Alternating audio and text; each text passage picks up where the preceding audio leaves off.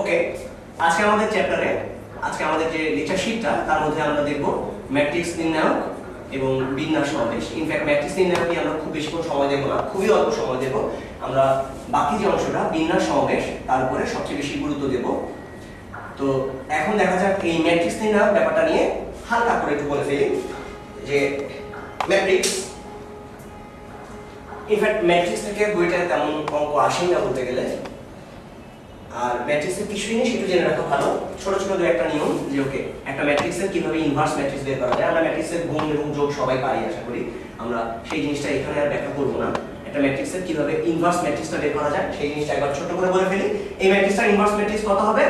বাইরে জাস্ট হবে এই ম্যাট্রিক্সটার নির্ণায়ক মানে হচ্ছে 1/10 - 12, আমরা দেখতে পাচ্ছি নির্ণায়ক হচ্ছে -2, আর ভেতরে হবে ছোট্ট দুইটা চেঞ্জ, জাস্ট দুইটা চেঞ্জ, এই কর্ণ বরাবর একটা, এই কর্ণ বরাবর একটা।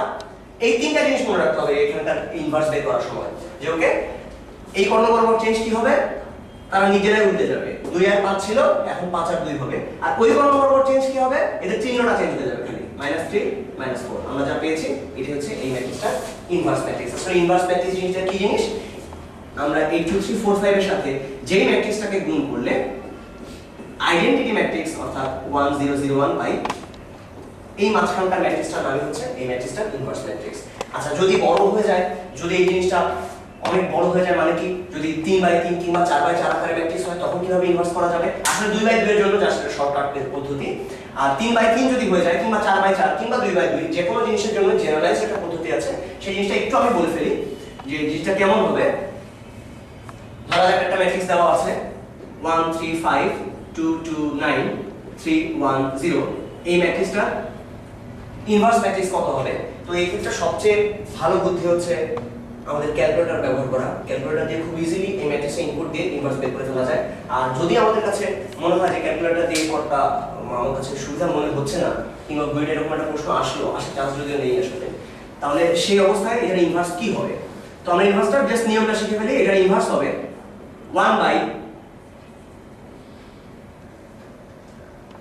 এটা হচ্ছে এই ম্যাট্রিক্সটার ডিটারমিনেন্ট মানে হচ্ছে নির্ণায়ক। এই ম্যাট্রিক্সটার আগে নির্ণায়ক বের করে নিতে হবে, তার সঙ্গে অ্যাডজয়েন্ট ম্যাট্রিক্স অফ এ। ওরে বাবা, এরকম নাম তো কখনোই শুনি নাই, তাই না? এই অ্যাডজয়েন্ট ম্যাট্রিক্স হলো কি জিনিস? অ্যাডজয়েন্ট ম্যাট্রিক্স হচ্ছে সেই ম্যাট্রিক্স যেখানে দুইটা কাজ করা হয়েছে। কি কি কাজ করা হয়েছে? প্রথম কাজটা হচ্ছে আগে সারি কলাম উল্টাও,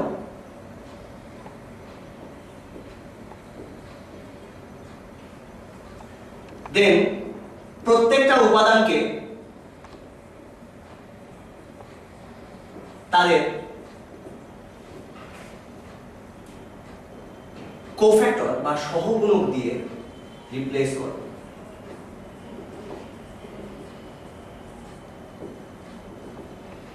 এই দুইটা কাজ করলে অ্যাডজয়েন্ট ম্যাট্রিক্স পাওয়া যায়। তো আমরা এটার জন্য একটু খেয়াল করে দেখি যে এই ম্যাট্রিক্সটা আমরা আগে নির্ণায়ক বের করার যদি চেষ্টা করি তাহলে কেমন আসবে? নির্ণায়ক বের করলে আসবে 1, এখানে আসবে 0 - 9 - 3 ইনটু এখানে আসবে 0 - 27, আর এখানে পাওয়া যাবে +5 ইনটু 2 - 6, ফলে এটা পাওয়া যাবে হলো -9, আর এই দুটো মিলিয়ে 81, আর এখানে হয়তো -20।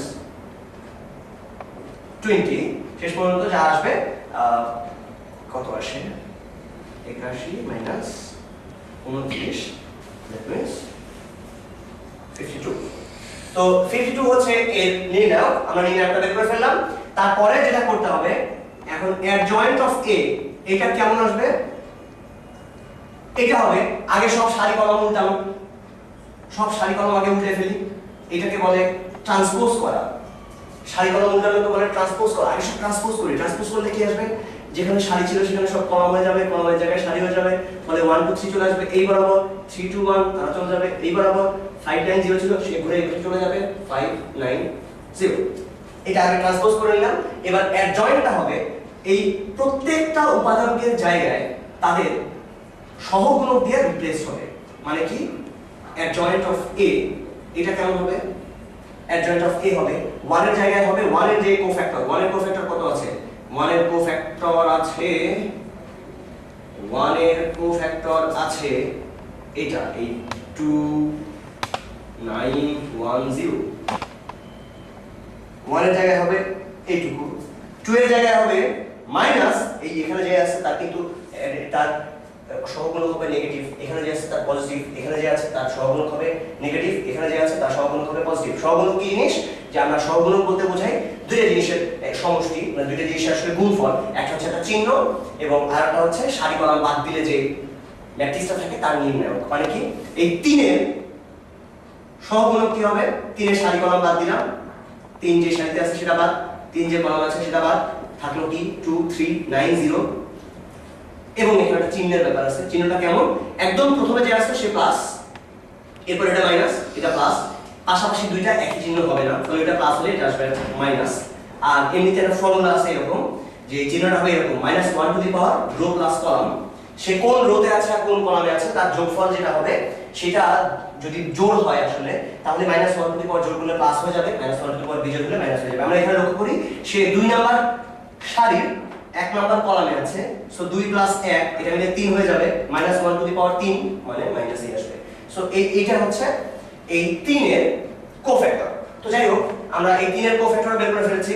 তেমন করে প্রত্যেকটার কোফ্যাক্টর এই 1 এর জায়গায় বসবে 1 এর কোফ্যাক্টর, 2 এর জায়গায় 2 এর কোফ্যাক্টর, 3 এর জায়গায় 3 এর কোফ্যাক্টর।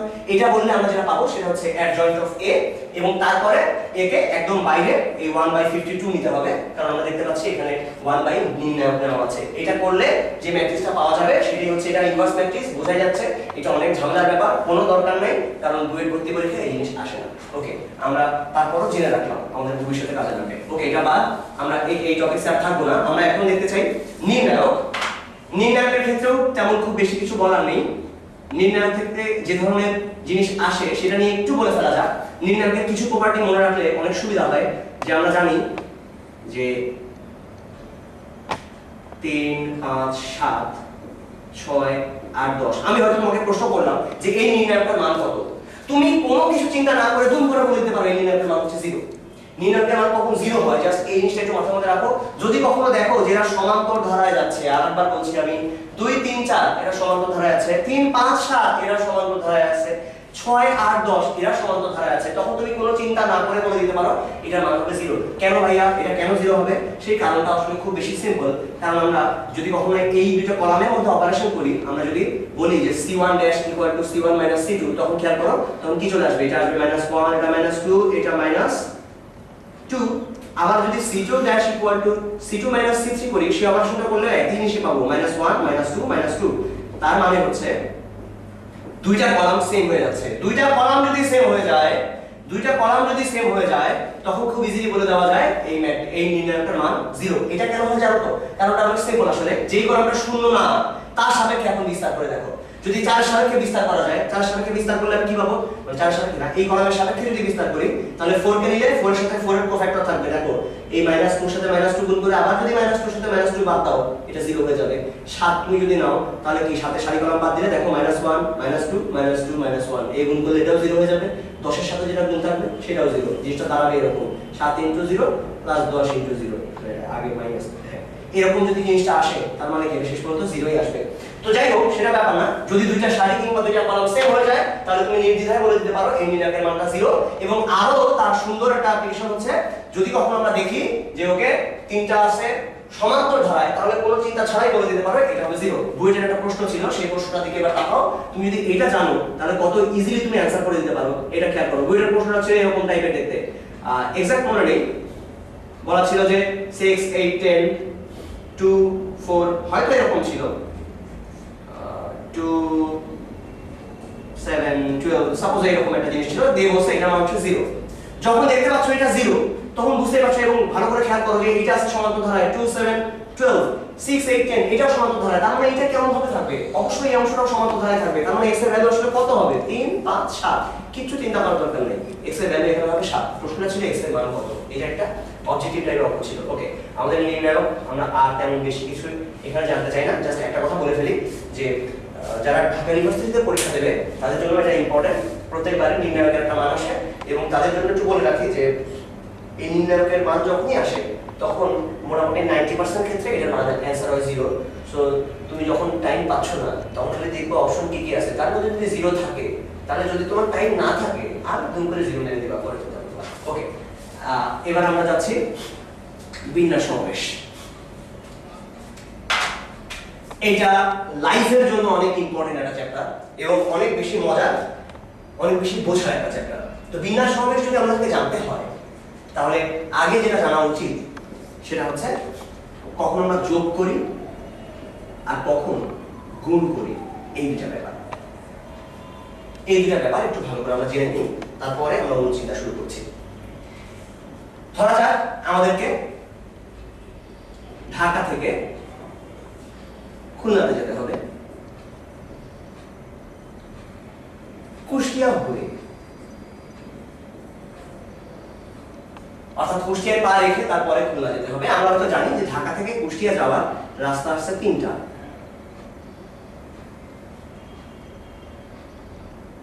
আর কুষ্টিয়া থেকে আবার খুলনা যাওয়ার রাস্তা আছে 4টা। তো এখন আমরা যদি বলা হয় ঢাকা থেকে কুষ্টিয়া হয়ে খুলনা কতভাবে যাওয়া যেতে পারে, তখন সেটা কি হবে? তখন আমরা জাস্ট দেখি, যদি আমরা আগে এই পথে আসি, কুষ্টিয়া যাওয়ার পরে আমাদের সামনে পথ থাকবে কতগুলো? 4টা। এই 4টা পথ। যদি আমরা এই বরাবরে আসি তখন আমাদের সামনে পথ থাকবে 4টা। যদি আমরা এই বরাবরে চলে আসি তখন আমাদের সামনে পথ থাকবে 4টা। অর্থাৎ 3টা হয়ে আছে, যাদের প্রত্যেকটার জন্য, আবার বলছি আমি, যাদের প্রত্যেকটার জন্য আমাদের সামনে 4টা করে অপশন আছে। ফলে এখানে আমার টোটাল অপশন হবে 3 4 12টা। যারা এখনো চিন্তা করছে আরেকবার দেখি, যদি এটা এ, এটা বি, এটা সি হয়, এটা 1 2 3 4 হয়, তাহলে আমাদের ওয়েগুলোকে আমি এইভাবে নাম করতে পারি। A1 এ তে গেলাম, তারপর 1 এ, তারপরে A2 A3 A4, A1 A2 A3 A4, B1 B2 B3 B4, C1 C2 C3 C4। অর্থাৎ আমাদের কাছে টোটাল ওয়ে আছে মোট 12টা।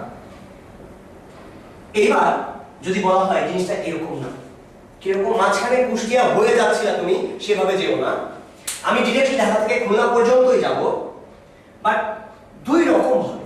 মানে কি? ধরা যাক আমি বললাম যে ঢাকা থেকে খুলনা যাওয়ার পথে নদী পথে যাওয়া যায় 3টা রাস্তায়। ঢাকা থেকে খুলনায় যাচ্ছি, এবার মাঝখানে কোনো ভায়া হয়ে যাচ্ছি না, কোনো মাঝখানে কোনো জায়গায় কুষ্টিয়া হয়ে কোনো জায়গায় যাচ্ছি, এরকম কোনো কিছু নাই। আমি ডিরেক্টলি যাওয়ার চেষ্টা করছি। ঢাকা থেকে আমি খুলনাতে যাব, হয়তো ঢাকা থেকে খুলনাতে যাওয়ার পথে নদী পথে যাওয়ার রাস্তা আছে 3টা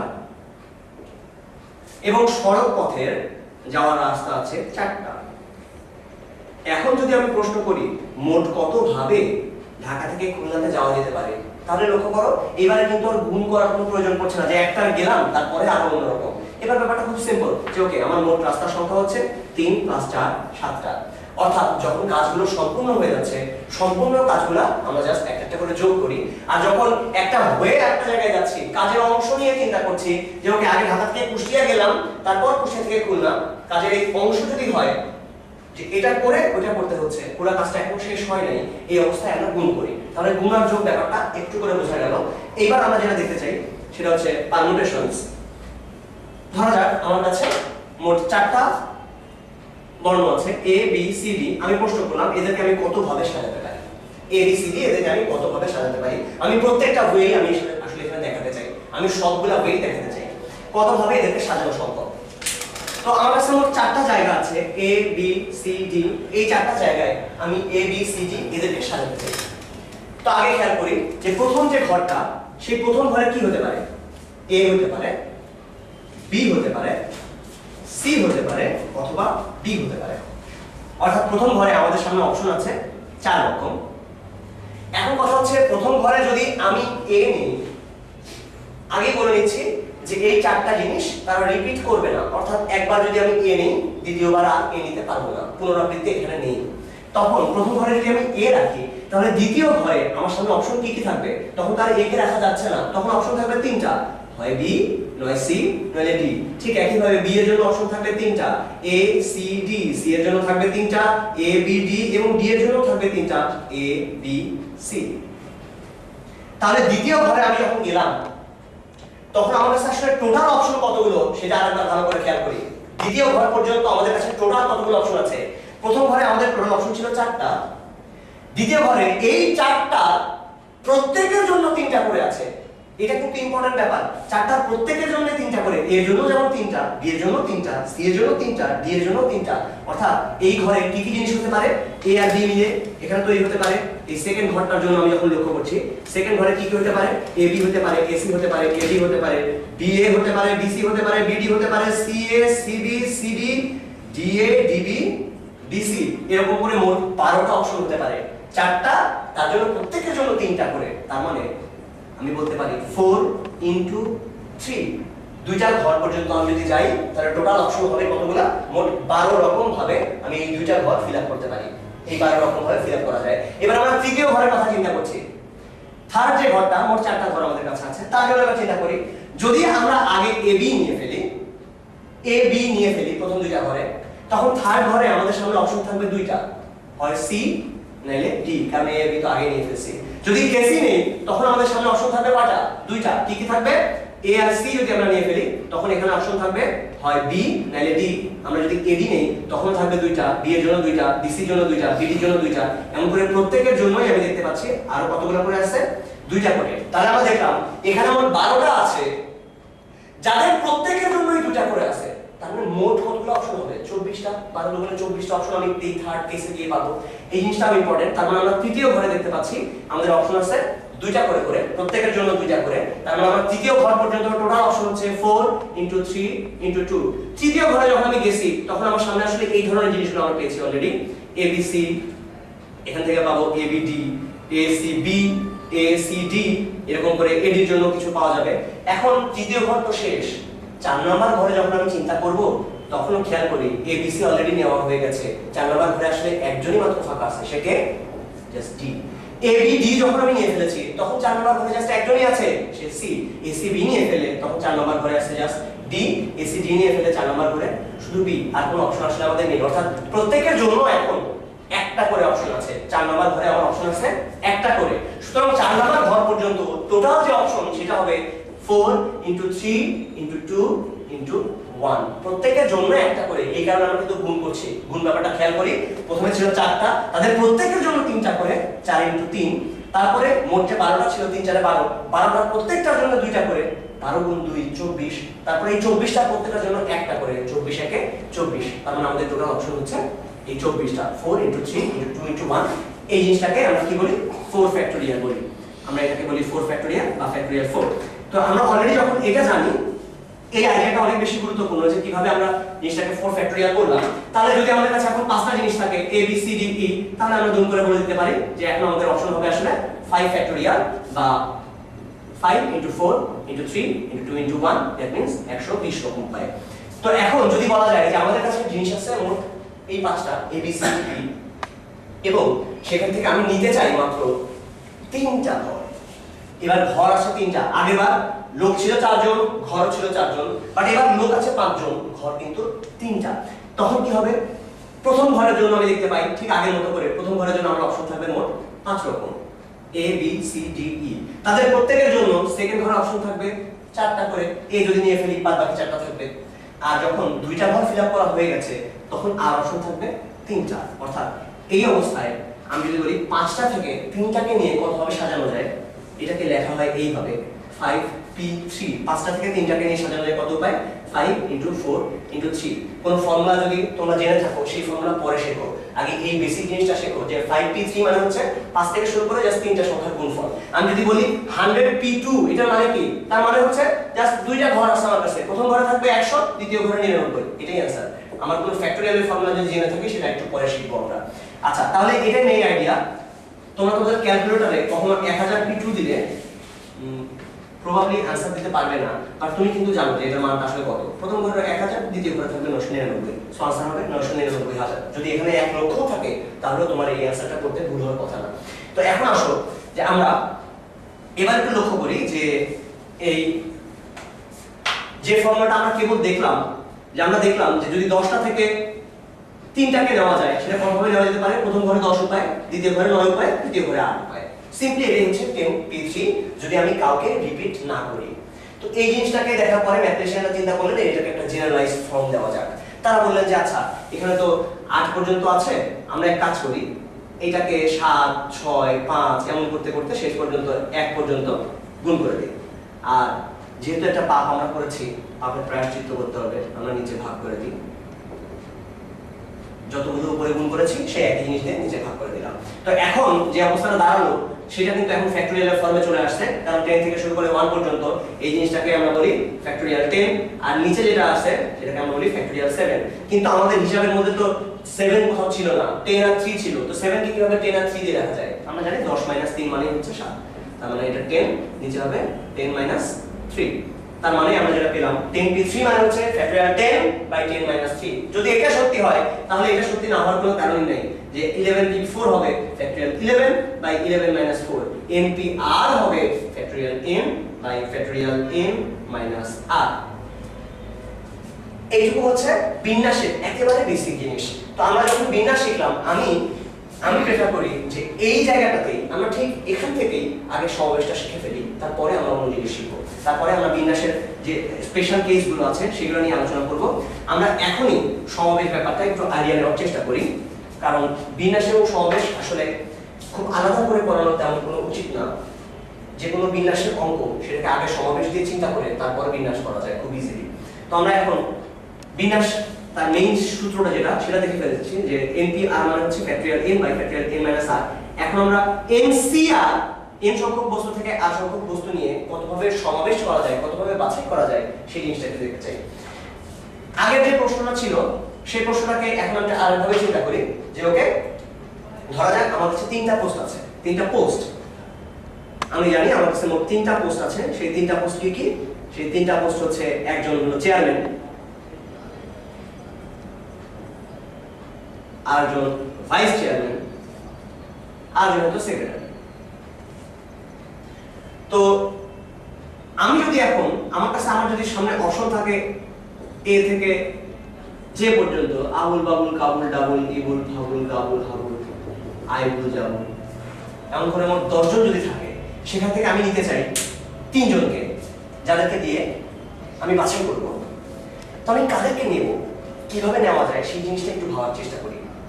প্রথমে আমরা যে কাজটা করতে চাই, যে ওকে এই যে ঘরটা আমরা ধরে নিই যে এই ঘরের বাইরে, এই ঘরটার বাইরে মোট 10 জন মানুষ দাঁড়িয়ে আছে।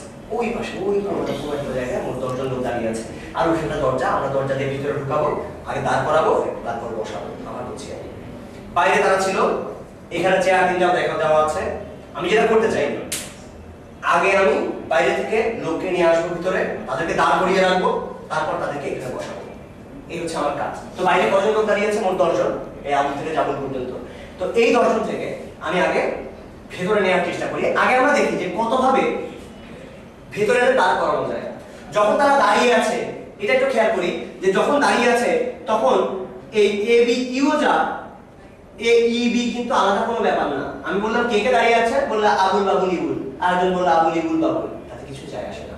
কিন্তু যখন আমরা এই চেয়ারে বসাচ্ছি তখন অনেক কিছু যায় আসে। তখন আবুল বাবুল ইবুলকে যদি এভাবে রাখা যায়, তাহলে যেটা মিন করে, নিশ্চয়ই আবুল ইবুল বাবুলকে এভাবে রাখলে একই জিনিস মিন করে না। কারণ এই অবস্থায় আগের বার ভিসি এই ভাইস চেয়ারম্যান ছিল বি আর সেক্রেটারি ছিল ই, কিন্তু এখন কি আর তাই আছে? এখন কিন্তু ভাইস চেয়ারম্যান আর সেক্রেটারি এই দুটো চেঞ্জ হয়ে গেছে। সো কতভাবে আগে তাদেরকে এরকম দাঁড় করানো যায়, তাদেরকে নিয়ে একটা সেট গঠন করা যায়। সেট গঠন করলে তাদের ভিতরে কে আগে পরে বললাম সেটা ইম্পর্টেন্ট না, আগে সেই জিনিসটা একটু খেয়াল করি। তো আমরা নরমালি জানি যে এই 10 জন থেকে 3 জনকে কতভাবে, 3 জনকে নিয়ে কতভাবে সাজানো যায়, এই জিনিসটা আমরা জানি। আসলে আমরা একটু আগে শিখেছি, সেটা হচ্ছে 10p3, এটার মানে হচ্ছে 10, এই ঘরে পাওয়া যাবে 10 ভাবে, ইনটু 9 ইনটু 8, দ্যাট মিন্স এটা হতে পারে 720 উপায়। তার মানে ওই 10 জন থেকে আমি 3 জনকে এনে এখানে বসাতে পারি, এখানে সরাসরি বসাতে পারি, এটা 720 উপায় হওয়া সম্ভব। কিন্তু আমি তো ডিরেক্টলি বসাতে চাচ্ছি না, আমি চাচ্ছি আগে তাদেরকে এনে দাঁড় করাবো, এই দাঁড়ানো যারা আছে তাদেরকে আমি এখানে বসাবো। ধরা যাক তাদেরকে যে দাঁড় করানো যাবে, দাঁড় করানোর সময় কিন্তু অর্ডারটা ইম্পর্টেন্ট না। আবার বলছি আমি, দাঁড় করানোর সময় কে আগে কে পরে সেটা ইম্পর্টেন্ট না, বসানোর সময় সেটা ইম্পর্টেন্ট। তো যখন আমি দাঁড় করাচ্ছি, ধরা যাক সেই অবস্থায় নতুন একটা নাম দিলাম আমি, এটা একটা নতুন জিনিস, যে এই এত ভাবে দাঁড় করানো সম্ভব। এত ভাবে কয়জনকে দাঁড় করানো সম্ভব? 10 জন থেকে 3 জনকে এখানে এনে দাঁড় করানো সম্ভব, এত ভাবে সেট বানানো সম্ভব।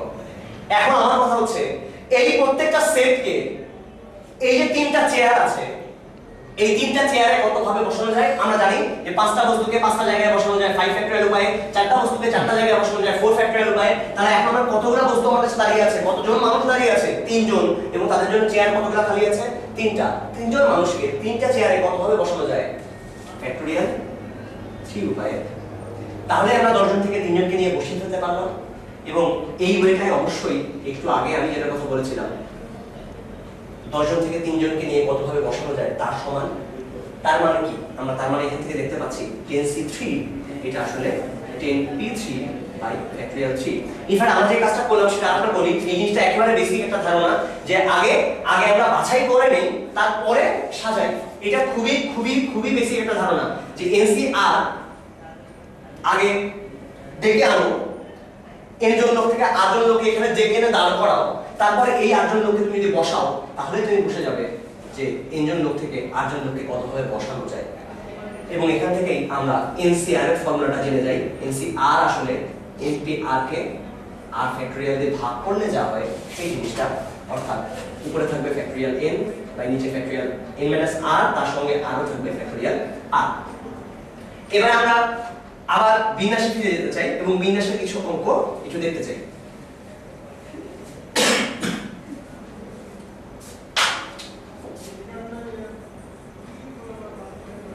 বিন্যাসের ভিতরে কিছু ব্যাপার একটু দেখা যাক। আমরা বিন্যাসের মধ্যে কিছু রুল নিয়ে একটু আলোচনা করতে চাই, একেবারে পুরনো জিনিস, তারপর আরেকবার একটু বলে ফেলি। বিন্যাসের একটা খুবই গুরুত্বপূর্ণ রুল হচ্ছে মিসিসিপি রুল। এটা কি জিনিস?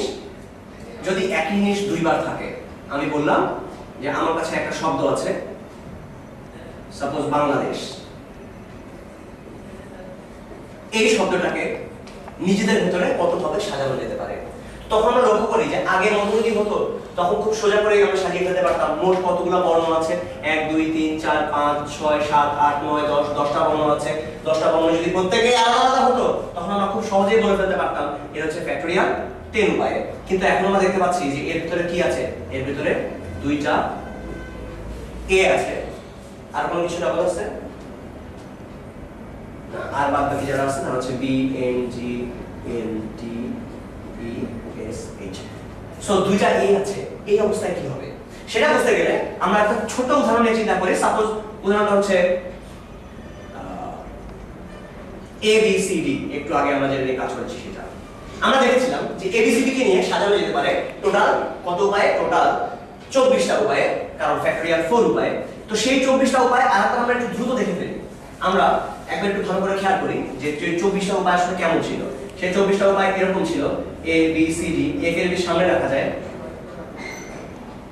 তখন এই অংশে বাকি অংশগুলো আছে, এই ডি কে যদি পেছনে আমি লিখে দিই তাহলে সাজানো যাবে এ সি বি।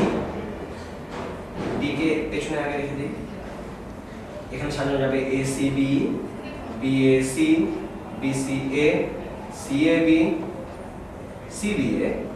ডি কে যদি পেছন থেকে সেকেন্ড পজিশনে রাখা যায় তাহলে সাজানো যাবে কত ভাবে? আবারও 6 ভাবেই।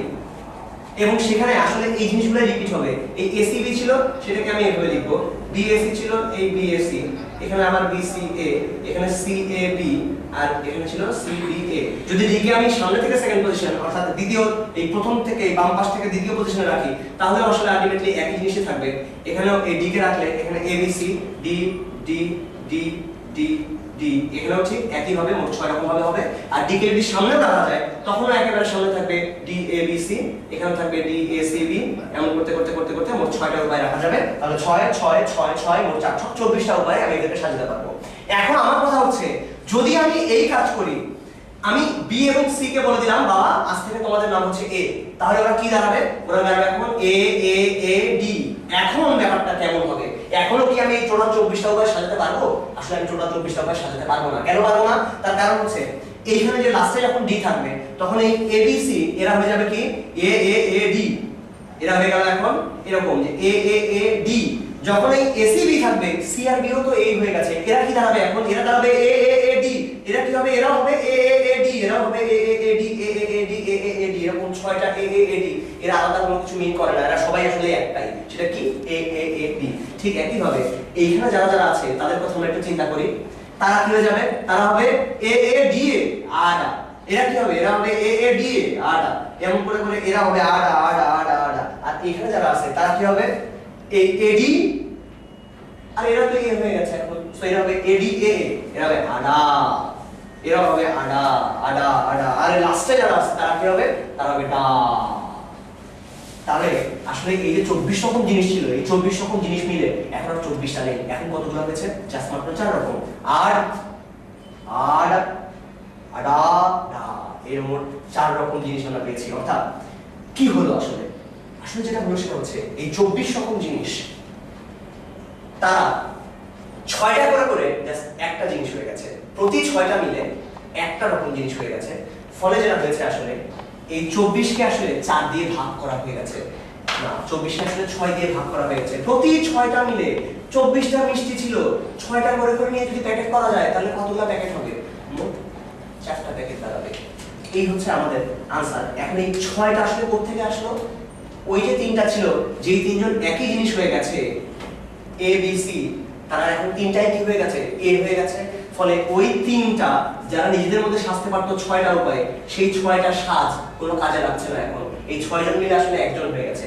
ফলে এই 3 জন মিলে আসলে সাজতে পারতো ফ্যাক্টরিয়াল 3 অথবা 6 উপায়ে, অর্থাৎ এই 6 এর পরিচয় হচ্ছে ফ্যাক্টরিয়াল 3 আর এই 24 এর পরিচয় হচ্ছে ফ্যাক্টরিয়াল 4 বাই নিচে ফ্যাক্টরিয়াল 3। তার মানে আমাদেরকে কি করতে হবে আসলে, কত ভাবে তারা নিজেদের ভিতরে সাজতে পারে সেই জিনিসটা দিয়ে আসলে ভাগ করে দিতে হচ্ছে। আমরা এখানে এক্স্যাক্টলি সেই কাজটাই করেছি। আমরা এবিসি কে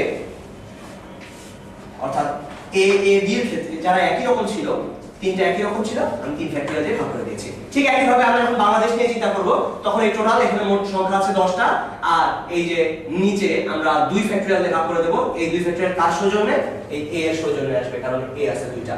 ওকে, আমরা এই রুলটা একেবারে কমন একটা রুল। এরপরে আমরা যে রুলগুলো একটু দেখতে চাই, এবারে কিছু অঙ্ক করা যাক। ইনফ্যাক্ট এইখান থেকে খুব কমন কিছু রুল থেকে শেষ পর্যন্ত অঙ্কগুলো আসে, অঙ্কগুলো খুব জটিল কোনো অঙ্ক দেওয়া হয় না। তারপরও কিছু জিনিস জেনে রাখা ভালো। ধরা যাক আমাদেরকে বললো যে আমাদের কাছে কিছু সংখ্যা আছে 6 5 0 2 3, এগুলো দিয়ে 4 অঙ্কের অর্থপূর্ণ কতগুলো বেজোড় সংখ্যা গঠন করা যায়।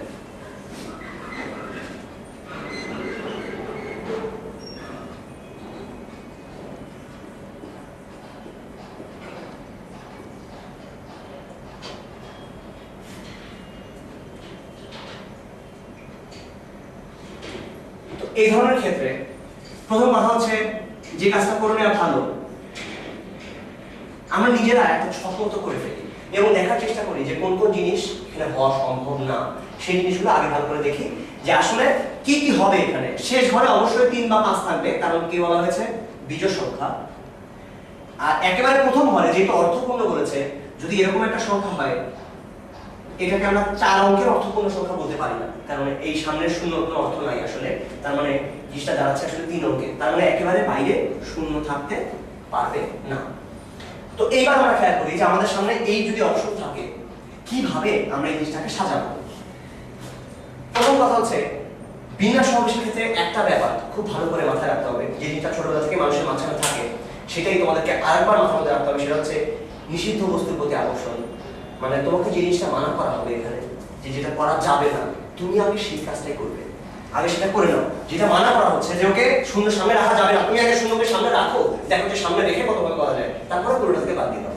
যে ওকে কারা কারা খারাপ আছিস, মনে করো তোমাদেরকে বলা হয়েছে যে খারাপ মানুষদের থেকে দূরে থাকবে, তুমি আগে বললে কে কে খারাপ আছিস তোরা, তুমি সবাইকে আগে ডেকে নাও, খারাপ মানুষগুলোকে ডাকো, তারপরে একসাথে গুলি করে দাও, শেষ। তার মানে কি আগে ওদেরকে বেছে নাও। ওকে, তাহলে এবার আসো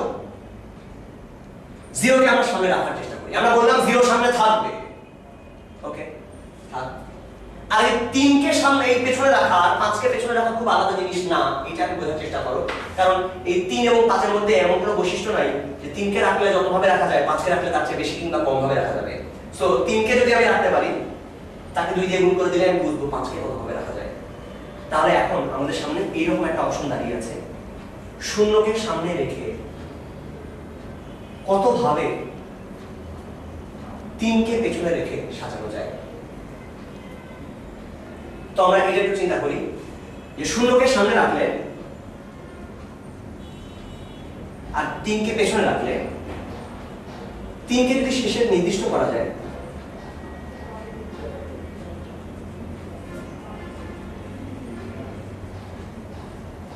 তাহলে এই বাদবাকি প্রথম অংশগুলোতে এই 3টা অংশে কতভাবে সাজানো যায়? বাকি প্রথম 3টি ঘর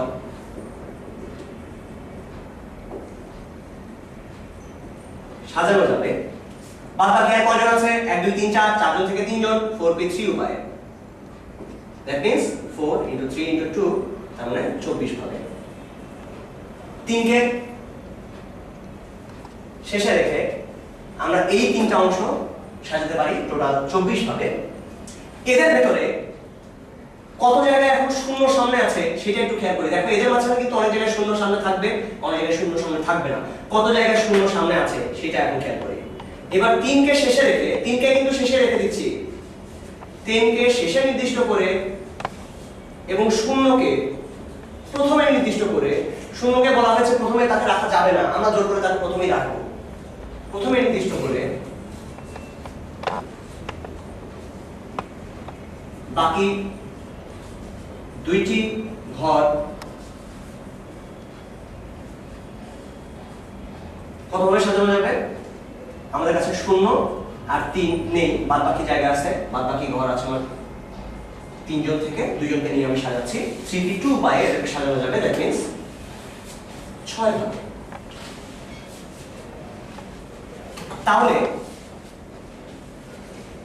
3কে শেষে রেখে এবং 0কে সামনে না রেখে আমরা খেয়াল করি এই যে অপশনগুলো ছিল সেই অপশনগুলোর মধ্যে 3 শেষে ছিল কিন্তু সামনে 0 ছিল কিনা আমরা জানি না। আর এই অপশন যেগুলো সেগুলো হচ্ছে 3 শেষে ছিল এবং সামনে 0 ছিল। অর্থাৎ যদি এই 24 ভাবের উপায় থেকে এই 6 ভাবেটা বাদ দিয়ে দেওয়া যায় তাহলে সামনে 0 যেখানে ছিল সেই অংশগুলো বাদ পড়ে যাচ্ছে। অর্থাৎ তারা বাদ যদি পড়ে যায় তাহলে কি থাকবে? 0কে এই 3কে শেষে রেখে এবং 0কে সামনে না রেখে সাজানো যায় 24 - 6 ভাবে। দ্যাট মিন্স এটা হতে পারে 18 উপায়। তাহলে এই হচ্ছে 18টা উপায় যেখানে 3 শেষে থাকবে, 0 সামনে থাকবে না।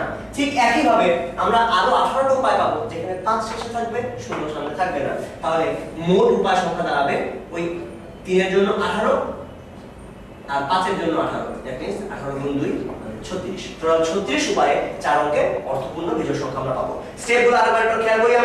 আমরা যেটা করলাম 3কে শেষে জাস্ট নির্দিষ্ট করছি, তখন সামনে কে আছে সেটা খেয়াল করি নাই, তখন সামনে 0 থাকুক বা না থাকুক সেটা নিয়ে আমাদের টেনশন নাই। 3 কিন্তু শেষে ছিলই, এই অবস্থায় রাখা যায় টোটাল 24 ভাবে। এরপর আমরা যেটা করলাম সামনে 0কে ফিক্স করে দিলাম, তখন বাদ বাকি যে অংশ দুটো আছে তাদেরকে আমি সাজাতে পারি 6 ভাবে। অর্থাৎ এই সব জায়গায় 0 ছিল, অর্থাৎ 0কে সামনে কতভাবে রাখা যায় সেটাকে খেয়াল করে নিলাম। আর এখানে তো 0 ছিল কি ছিল না আমরা জানি না। তাহলে এই জায়গা থেকে যদি 0কে সামনে রাখা অংশগুলো বাদ দিয়ে দিই তাহলে বাদ বাকি যে অংশগুলো থাকবে সেই জায়গায় 0 কখনোই সামনে থাকবে না। এখন 0কে সামনে রেখে, 0 না রেখে আর 5কে শেষে রেখে কতভাবে সাজানো যাবে? 3 দিকে যতভাবে যায় 5কেও ঠিক ততভাবেই যাবে। অর্থাৎ টোটাল উপায় সংখ্যা হবে 18 × 2 মোট 36 উপায়। আচ্ছা, এবারে একটা ব্যাপার একটু খেয়াল করা যাক। ধরা যাক প্রশ্ন করা গেল যে বাইরে থেকে আমি মানুষ নিয়ে আসছি, কিরকম? মোট 10 জন লোক আমাদের কাছে আছে। আবুল, বাবুল, কাবুল, ডাবুল, ইবুল, কাবুল, গাবুল, আইবুল, জাবুল। এই 10 জন লোক থেকে আমি 5 জনকে নিয়ে সাজাবো, যেখানে 2 জন সবসময় নির্দিষ্ট থাকবে। 10 জন থেকে 5 জনকে নিয়ে সাজাও যেন 2 জন সর্বদা অন্তর্ভুক্ত থাকে। আমরা 2 ভাবে এই কাজটা করতে পারি। আমরা এই কাজটা 2 ভাবে করতে পারি, বিন্যাসের আইডিয়া ইউজ করে এবং সমাবেশের আইডিয়া ইউজ করে। আমরা 2টা উপায় দেখব যেন তোমাদের চোখগুলো আরো খুলে দেয়। তো আমরা প্রথমে যেটা দেখতে চাই সেটা অনেক ইজি, সেটা হচ্ছে সমাবেশের আইডিয়াটা, এবং সেই আইডিয়াটাই আমরা আসলে ব্যবহার করার চেষ্টা করব। সেটা জানাটা আসলে বেশি গুরুত্বপূর্ণ। তো সেই আইডিয়াটা কিরকম? আমরা 10 জন থেকে 5 জনকে নিতে চাই যেন 2 জন সবসময় থাকে। কোন 2 জন? এটা হচ্ছে প্রথম কথা। কোন 2 জন আমরা তো জানি না। সো আমরা এই জায়গায় 2 জন একটু নির্দিষ্ট করে দিয়ে বলেছে যে নির্দিষ্ট যে কোনো 2 জন, তো আমরা আগেই যে কোনো 2 জনকে নির্দিষ্ট করে নিই। কোন 2 জন? ধরে নিলাম এ আর বি হচ্ছে সেই দুজন বান্দা, যে এ আর বি সবসময় থাকবে। মানে এটা আমাদের দেশের দুর্নীতির মতো অবস্থা হয়েছে। মনে করো 10 জন লোক থেকে তোমাকে 5টা পোস্টে চাকরি দিতে হবে, কিন্তু আগে তারা দুইজন তোমার কাছে তদবির করে রেখেছে, ফলে তাদেরকে না নিয়ে আমরা পারছি না। তারা দুইজন সবসময় থাকবে। তো তারা কোন পোস্টে থাকবে এটা তাদের কাছে ইম্পর্টেন্ট না, যে কোনো একটা পোস্ট হলেই হলো, বাট তারা থাকবে, এটা হচ্ছে কথা। সো এ আর বি আগে থেকে আমাদের ঘরের মধ্যে এসে বসে আছে। আমরা খেয়াল করি, মনে করলাম যে বাইরে 10 জন মানুষ দাঁড়িয়ে আছে, আমরা সেখান থেকে মোট 5টা চেয়ারে 5 জন মানুষকে বসাতে চাই, কিন্তু আগে থেকে দুজন বলে রেখেছে। সুতরাং তাদেরকে আমরা যে কাজটা করলাম, আগে ঘরের মধ্যে নিয়ে রাখলাম, জানি যে তারা থাকবে, সুতরাং তাদেরকে আগে ঘরের মধ্যে দাঁড় করিয়ে রাখি। তাহলে ঘরের মধ্যে দাঁড়িয়ে আছে এখন দুইজন এ আর বি, আর বাইরে কতজন দাঁড়িয়ে আছে? তাহলে 10 জন তো ছিল টোটাল, তাহলে বাইরে দাঁড়িয়ে আছে 8 জন মানুষ। 8 জন মানুষ বাইরে দাঁড়িয়ে আছে, ভিতরে 2 জন মানুষ দাঁড়িয়ে আছে। আমাদের ঘরে চেয়ার আছে মোট 5টা। তো এখন 5টা চেয়ারের জন্য দুইজনকে তো আমরা ক্যান্ডিডেট আগে পেয়েছি, যে দুজন থাকবে। তাহলে আর কয়জন ক্যান্ডিডেট লাগবে? আর লাগবে 3 জন। সেই 3 জনকে আমি কিভাবে পাবো? সেই 3 জনকে পাবো আমি বাকি যে 8 জন মানুষ বাইরে দাঁড়িয়ে আছে তাদের থেকে। তো 8 জন থেকে 3 জনকে কতভাবে সিলেক্ট করা যায় সেই কাজটা আগে আমরা করে ফেলি। যে ওই বাইরের যে দাঁড়িয়ে আছে 8 জন মানুষ, তার থেকে 3 জনকে সিলেক্ট করা যায় 8C3 উপায়। তা আমরা সিলেক্ট করে ফেললাম 3 জন মানুষকে। এখন আমাদের ঘরের মধ্যে কয়জন লোক অলরেডি চলে আসছে? 8 জন থেকে 3 জনকে আমি নিয়ে ফেলছি, আর আগে থেকেই ছিল 2 জন। এই মোট 5 জন লোক দাঁড়িয়ে আছে। এখন 5 জন লোককে তোমাকে কি করতে হবে? এই 5টা জায়গায় বসাতে হবে। 5 জন লোককে 5টা জায়গায় বসানো যায় ফ্যাক্টরিয়াল 5 উপায়। এই হচ্ছে আমাদের টোটাল উত্তর। Just simple idea. তাহলে আরেকবার খেয়াল করি, আমরা 10 জন থেকে 5 জনকে নিয়ে সাজাতে হবে, যেন নির্দিষ্ট 2 জন সর্বদা অন্তর্ভুক্ত থাকে। তাহলে 2 জনকে আগে আমরা ঘরের মধ্যে এনে রাখলাম। আমরা তাদেরকে নিয়ে চিন্তা করছি না। বাইরে দাঁড়িয়ে আছে 8 জন মানুষ, তাদের থেকে ঘরের মধ্যে ঢোকালাম 3 জনকে 8C3 উপায়ে। এখানে কিন্তু ঘরে যখন আমরা ঢোকাচ্ছি, দাঁড় করিয়ে যখন ঢোকাচ্ছি, তখন কিন্তু আমরা সেখানে সাজাচ্ছি না তাদেরকে, কারণ তারা সাজানোটা তখন কিছু মিন করে না। এখন 5 জন লোক আমাদের ঘরে রয়েছে, সেই 5 জন লোককে আমি যখন বসাচ্ছি, তখন আমরা পারমুটেশনের কনসেপ্ট ইউজ করছি। আমরা ফ্যাক্টরিয়াল 5 উপায়ে তাদেরকে সাজাতে পারি। এবার আমরা ডিরেক্টলি পারমুটেশন দিয়ে করতে চাই। এটা ছিল একটা ওয়ে, যেখান থেকে আমরা পেয়ে যাবো আসলে কত आंसर আসবে। 8 * 7 * 6 by factorial 3, এটা 56 * 120। সো এরকম একটা आंसर হয়তো আসবে। তো এখন আমরা দেখি যে যদি আমরা সরাসরি পারমুটেশনের কনসেপ্ট ইউজ করতাম, তখন কিভাবে এটাকে পারা যেত। তখন আমরা করতাম এইভাবে যে ওকে, 2 জন মানুষ সব সময় থাকবে, তাহলে সেই 2 জনকে আগে পোস্ট দিয়ে ফেলি। সেই 2 জনকে আমি আগে সাজাই এই চেয়ারের মধ্যে। চেয়ার কতগুলো আছে? চেয়ার আছে মোট 5টা। এই 5টা চেয়ারে যে কোনো 2টা জায়গায় ওই 2 জন মানুষকে কতভাবে সাজানো যায়? 5B2 উপায়। অর্থাৎ বাইরে থেকে লোক না ডেকে ভিতরে যে 2 জন ছিল তাদেরকে আগেই আমি চিন্তা করছি যে ওকে, আই দেখি তো তোরা কোন কোন চেয়ারে বসলে ভালো লাগে। তারা বসে বসে চেয়ারে বেস করছে। তো তারা কতভাবে এখন সাজতে পারে? 5B2 উপায়ে। বাদ বাকি কয়টা চেয়ার তাহলে খালি থাকলো? তারা যদি 2টা চেয়ারে বসে পড়ে, চেয়ার খালি আছে এখন 3টা। সেই 3টা চেয়ারে আর বাইরে কতজন মানুষ দাঁড়িয়ে আছে? 8 জন মানুষ বাইরে দাঁড়িয়ে আছে। তারা এই 3টা চেয়ারে তারা কতভাবে বসতে পারবে? 8B3 উপায়। এটা আসলে একই জিনিস নিয়ে করবে। তো এটা হচ্ছে, তাহলে আমাদের অ্যান্সার কি আসবে? এটা হবে 5 * 4, আর ওর জন্য যেটা পাওয়া যাবে সেটা হবে 8 * 7 * 6। আলটিমেটলি আমরা একটু আগে যা পেয়েছিলাম সেই জিনিসটাই আবার পাবো, 120 * 56। দ্যাট মিন্স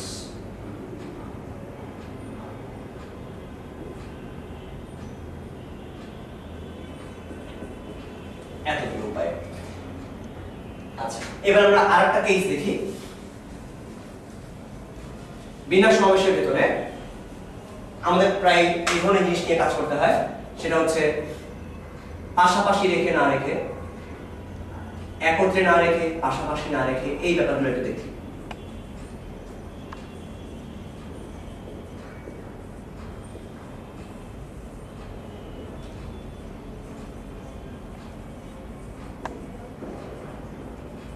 এগুলো করতে হলে আগে যেটা জানা দরকার সেটা হচ্ছে একত্রে রেখে কতভাবে সাজানো যায়। কিরকম? ধরা যাক আমার কাছে একটা শব্দ আছে, শব্দটা হচ্ছে অ্যালফাবেট। এই অ্যালফাবেট শব্দটার বর্ণগুলোকে আমি বললাম যে এখানে যে স্বরবর্ণগুলো আছে সেই স্বরবর্ণগুলোকে পাশাপাশি রেখে কতভাবে সাজানো যায়। আবার বলছি আমি, স্বরবর্ণগুলোকে একত্রে রেখে কতভাবে সাজানো যায়। স্বরবর্ণগুলোকে একত্রে রেখে কতভাবে সাজানো যায়। তো আগে আমরা যে কাজটা করব সেটা হচ্ছে এটাকে একটু অ্যানালাইসিস করে ফেলি যে এখানে স্বরবর্ণ কতগুলো আছে আর ব্যঞ্জনবর্ণ কতগুলো আছে। আমরা এখানে দেখতে পাচ্ছি যে এখানে টোটাল 3টা স্বরবর্ণ আছে, যে 3টা স্বরবর্ণের মধ্যে 2টা আছে একই রকম, একটা আলাদা, আর ব্যঞ্জনবর্ণ আছে মোট 5টা। এই 5টা ব্যঞ্জনবর্ণ পরস্পর থেকে আলাদা। আচ্ছা, তো এই অবস্থায় আমরা চাচ্ছি স্বরবর্ণগুলোকে একসাথে রাখতে। তো আমরা প্রথমে আসলে যে কাজটা করতে চাই, স্বরবর্ণগুলো তো সবসময় একসাথে থাকবে, ওরা জানে দোস্ত তারা একজন আরেকজন থেকে আলাদা হবে না। যদি আলাদা না হতে চায় তাহলে কি করা যায়? তাহলে আগে বলে ফেলি যে ওকে বাবা, তোমাদের সবাইকে আমি একটা বস্তার মধ্যে ঢুকালাম, এই হলো সেই বস্তা।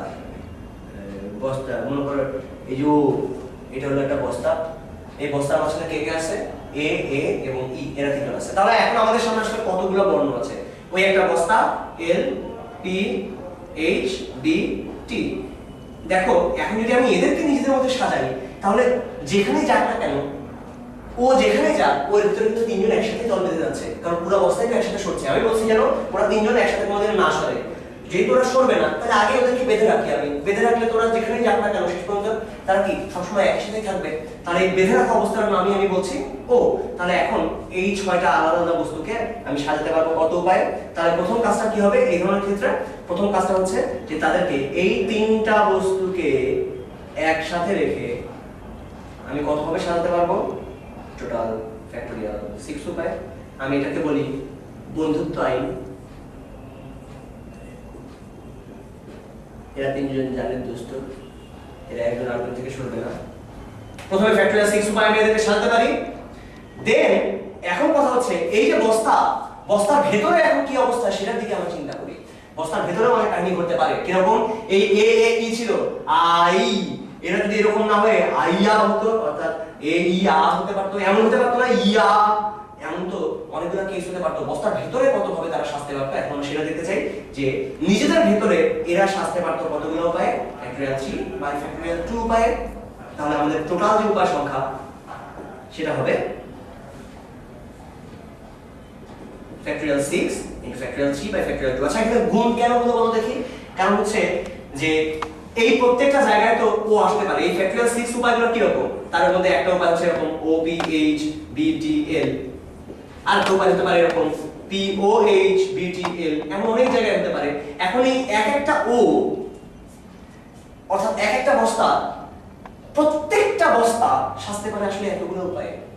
সুতরাং এখানে এই যে টোটাল ফ্যাক্টোরিয়াল 6 সংখ্যক উপায় আছে, তাদের প্রত্যেকটার মধ্যেই ওই বস্তাগুলো সাজতে পারে ফ্যাক্টোরিয়াল 3 বাই ফ্যাক্টোরিয়াল 2 উপায়ে। তাহলে মোট যখন উপায় সংখ্যা দিয়ে কাজ করব তখন আমি বলবো ওই factorial 6 into factorial 3 by factorial 2 উপায়ে। প্রত্যেককে কিন্তু 3 ভাবে সাজতে পারে। এই ওর 3 রকম কাহিনী হতে পারে, এই ওর ভিতরে 3 রকম হতে পারে। ফ্যাক্টোরিয়াল 3 বাই ফ্যাক্টোরিয়াল 2 মানে আসলে 3, এই ফ্যাক্টোরিয়াল 3 বাই ফ্যাক্টোরিয়াল 2 এটা আসলে 3, 6 বাই 2 মানে 3।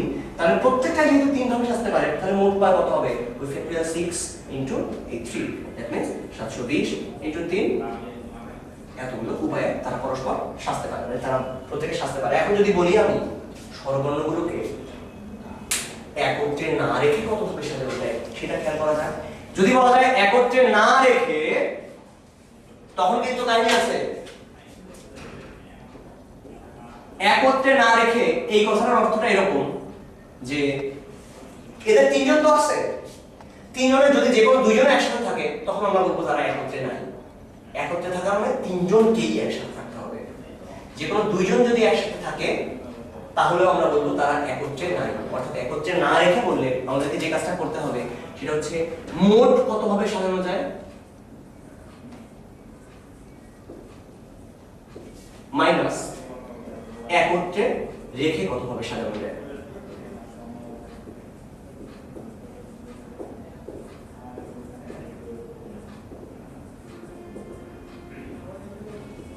তাহলে আমরা দেখি মোট ওদেরকে কতভাবে সাজানো যেত। অ্যালফাবেটের ভিতরে ছিল এ এল, এ ছিল 2টা, বি ই টি, মোট 8টা বর্ণ, যাদের মধ্যে 2টা একই রকম। অর্থাৎ এদেরকে সাজানো যেতে পারতো ফ্যাক্টোরিয়াল 8 বাই ফ্যাক্টোরিয়াল 2। এই ফ্যাক্টোরিয়াল 2 ছিল এই এ এর সৌজন্যে, মাইনাস এটা হতে পারে 2160 উপায়। এটা হচ্ছে টোটাল आंसर যে কতভাবে একত্রে না রেখে তাদেরকে সাজানো যায়। এইবার হচ্ছে সমস্যা, যদি আমি বলি স্বরবর্ণগুলোকে পাশাপাশি না রেখে কতভাবে সাজানো যায়। আবার বলছি আমি এইবার আমাদের কেসটা হচ্ছে স্বরবর্ণগুলোকে পাশাপাশি না রেখে কতভাবে সাজানো যায়। এবার কিন্তু একত্রে না রাখার কথা বলছি না। একত্রে না রাখা মানে তখন তার মধ্যে একত্রে না রাখা মানে সেখানে এইটা হলেও আমরা বলবো যে না তারা একত্রে নাই। কিন্তু যদি বলি পাশাপাশি না রেখে, তখন এরকম কোন দুইটাই পাশাপাশি থাকবে না। তার মানে জিনিসটা কিরকম হবে, তখন একজন আরেকজনের মুখ দেখা দেখি করবে না এরকম। অর্থাৎ সেখানে আসলে কি বলা যায়, শত্রুতা আইন বলতে পারো। কেউ কারোর সাথে মুখ দেখা দেখি করবে না, তাদের মধ্যে কঠিন বিরহ।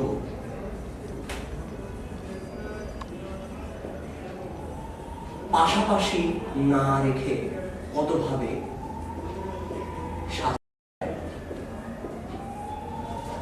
তখন আমরা খেয়াল করি আমাদের প্রশ্নটা আগের মতোই, আমাদের কাছে আবারও অ্যালফাবেট আছে। আচ্ছা, এটা ছোট প্রশ্ন, এটা করে ফেলা যাক। একটু আইডিয়া করা যায় অ্যালফাবেট শব্দটা আসলে কোথা থেকে আসতে পারে? অ্যালফাবেট আসলে এসেছে আলফা প্লাস বিটা থেকে। আমাদের গ্রিক যেটা খুবই পরিচিত অক্ষর আলফা আর বিটা, তাদের প্রথম যেটা নিয়ে আসলে অ্যালফাবেট শব্দ তৈরি। যাই হোক, সেটা ব্যাপার না। আচ্ছা, এবার আমরা দেখতে চাই এই অ্যালফাবেট শব্দটা স্বরবর্ণগুলোকে পাশাপাশি না রেখে কতভাবে সাজানো যেতে পারে। আচ্ছা, তো স্বরবর্ণগুলোকে তো পাশাপাশি রাখবো না, তাহলে তাদের মাঝখানে কে থাকবে? অবশ্যই ব্যঞ্জন বর্ণগুলো থাকবে। তার আগে ব্যঞ্জন বর্ণগুলোর কথা চিন্তা করি যে ব্যঞ্জন বর্ণ কারা কারা আছে। এল, পি, এইচ, ডি, টি, এই হলো টোটাল 5টা ব্যঞ্জন বর্ণ আমাদের এখানে আছে। আর এদের আগে পরে এই ব্যাপারটা খুব গুরুত্বপূর্ণ যে এদের আগে পরে মোট 1 2 3 4 5 6 6টা জায়গা আছে, যেই 6টা জায়গায় ব্যঞ্জন বর্ণগুলো আমাদের স্বরবর্ণগুলো বসতে পারে। এই 6টা জায়গা যে কোনো 3টা জায়গায় যদি আমাদের স্বরবর্ণগুলো বসে যায়, তাহলে আমরা এক একটা বিন্যাস পাবো যেখানে স্বরবর্ণগুলো পাশাপাশি থাকবে না। ব্যাপারটা কিরকম একটু বলে ফেলি। কোনো জায়গায় মাঝখানে ফাঁকা হয়ে থাকবে না, এই জায়গাগুলো অনেকটা ইলাস্টিক টাইপের। যে আমরা মাঝখানে যদি এখানে দিয়ে দিই, তাহলে বাদ বাকি যে জায়গাগুলো স্টার আছে সে স্টারগুলো এমনি বুঝে যাবে। মানে কিরকম, ধরা যাক এটা এ, এখানে এ আর এখানে ই দিলাম, তাহলে নতুন যে শব্দটা তৈরি হবে সেটা হবে এরকম L A P H A B T E. এখানে কি 3টা স্বরবর্ণ পাশাপাশি আছে? নেই। যদি 3টা এখানে ই হলো, এইখানে এ হলো, কিংবা ওইখানে এ হলো, তখন নতুন যে শব্দটা তৈরি হবে সেটা এরকম হবে লেপা বেটা, এরকম কিছু একটা শব্দ হয়তো তৈরি হলো। তো এখানে কি স্বরবর্ণগুলো পাশাপাশি আছে? নেই। তার মানে আমাদের কাজ হচ্ছে আমরা যদি কোনো মতে এই যে 6টা স্টার দেখতে পাচ্ছি, এই স্টার চিহ্নিত জায়গাগুলোতে আমাদের 3টা স্বরবর্ণকে বসিয়ে দিতে পারি, তাহলেই খেল খতম। তো সেটা আমরা কতভাবে বসাতে পারি? এই 6টা জায়গায় 3টা স্বরবর্ণকে প্লেস করা যায় 6p3 ওয়েতে, 6p3 উপায়ে। কিন্তু এখানে ঝামেলা আছে। ঝামেলাটা হচ্ছে যে 2টা এ তার আবার দেখতে একই রকম। সো 2টা যখন একই রকম আছে, তখন আমরা এটাকে ফ্যাক্টরিয়াল 2 দিয়ে ভাগ করে দেই। এই এতগুলো উপায়ে 6টা জায়গা থেকে 3টা জায়গা ফিল আপ করা যেতে পারে। এবার কথা হচ্ছে এই L P H B T তারা কেন তাদের মতো একই রকম সবসময় থেকে যাবে? তারা কি নিজেদের মধ্যে ইন্টারচেঞ্জ করতে পারে না? এই এল এর জায়গায় পি, পি এর জায়গায় এল আসতে পারে না? এইচ এর জায়গায় বি, বি এর জায়গায় এইচ, এমন করে না নিজেদের মধ্যে এই 5টা ব্যঞ্জন বর্ণ তারা কতভাবে চেঞ্জ হতে পারে? তারা চেঞ্জ হতে পারে ফ্যাক্টরিয়াল 5 উপায়ে। তাহলে পুরো ঘটনাটায় কি কি কাজ করতে হলো সেই জিনিসগুলো আমরা একটু সামারাইজ করি। যদি পাশাপাশি না রেখে বলে, তখন প্রথম কাজ হবে,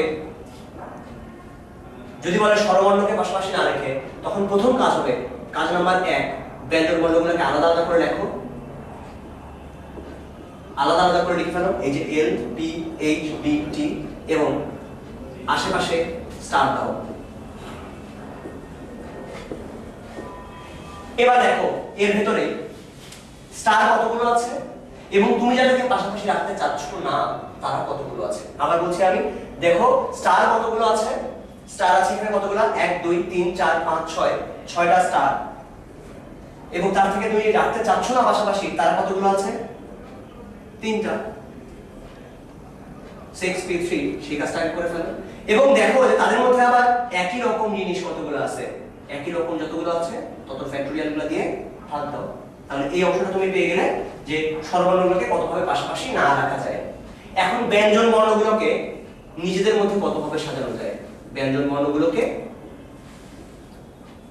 নিজেদের ভেতর সাজানো, এটা সাজানো যেতে পারে ফ্যাক্টোরিয়াল 5 উপায়ে। তাহলে আমাদের টোটাল আনসার দাঁড়াবে এইটা গুণন এইটা।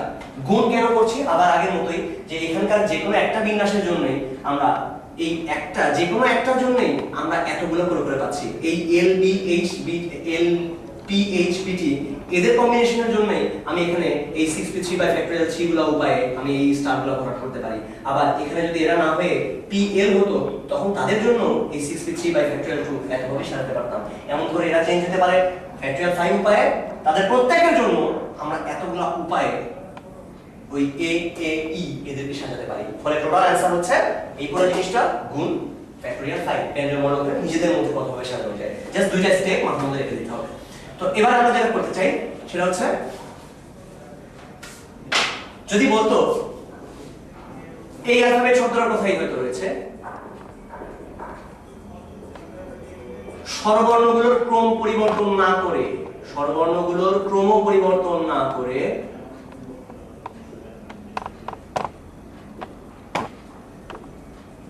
কতভাবে সাজানো যায়।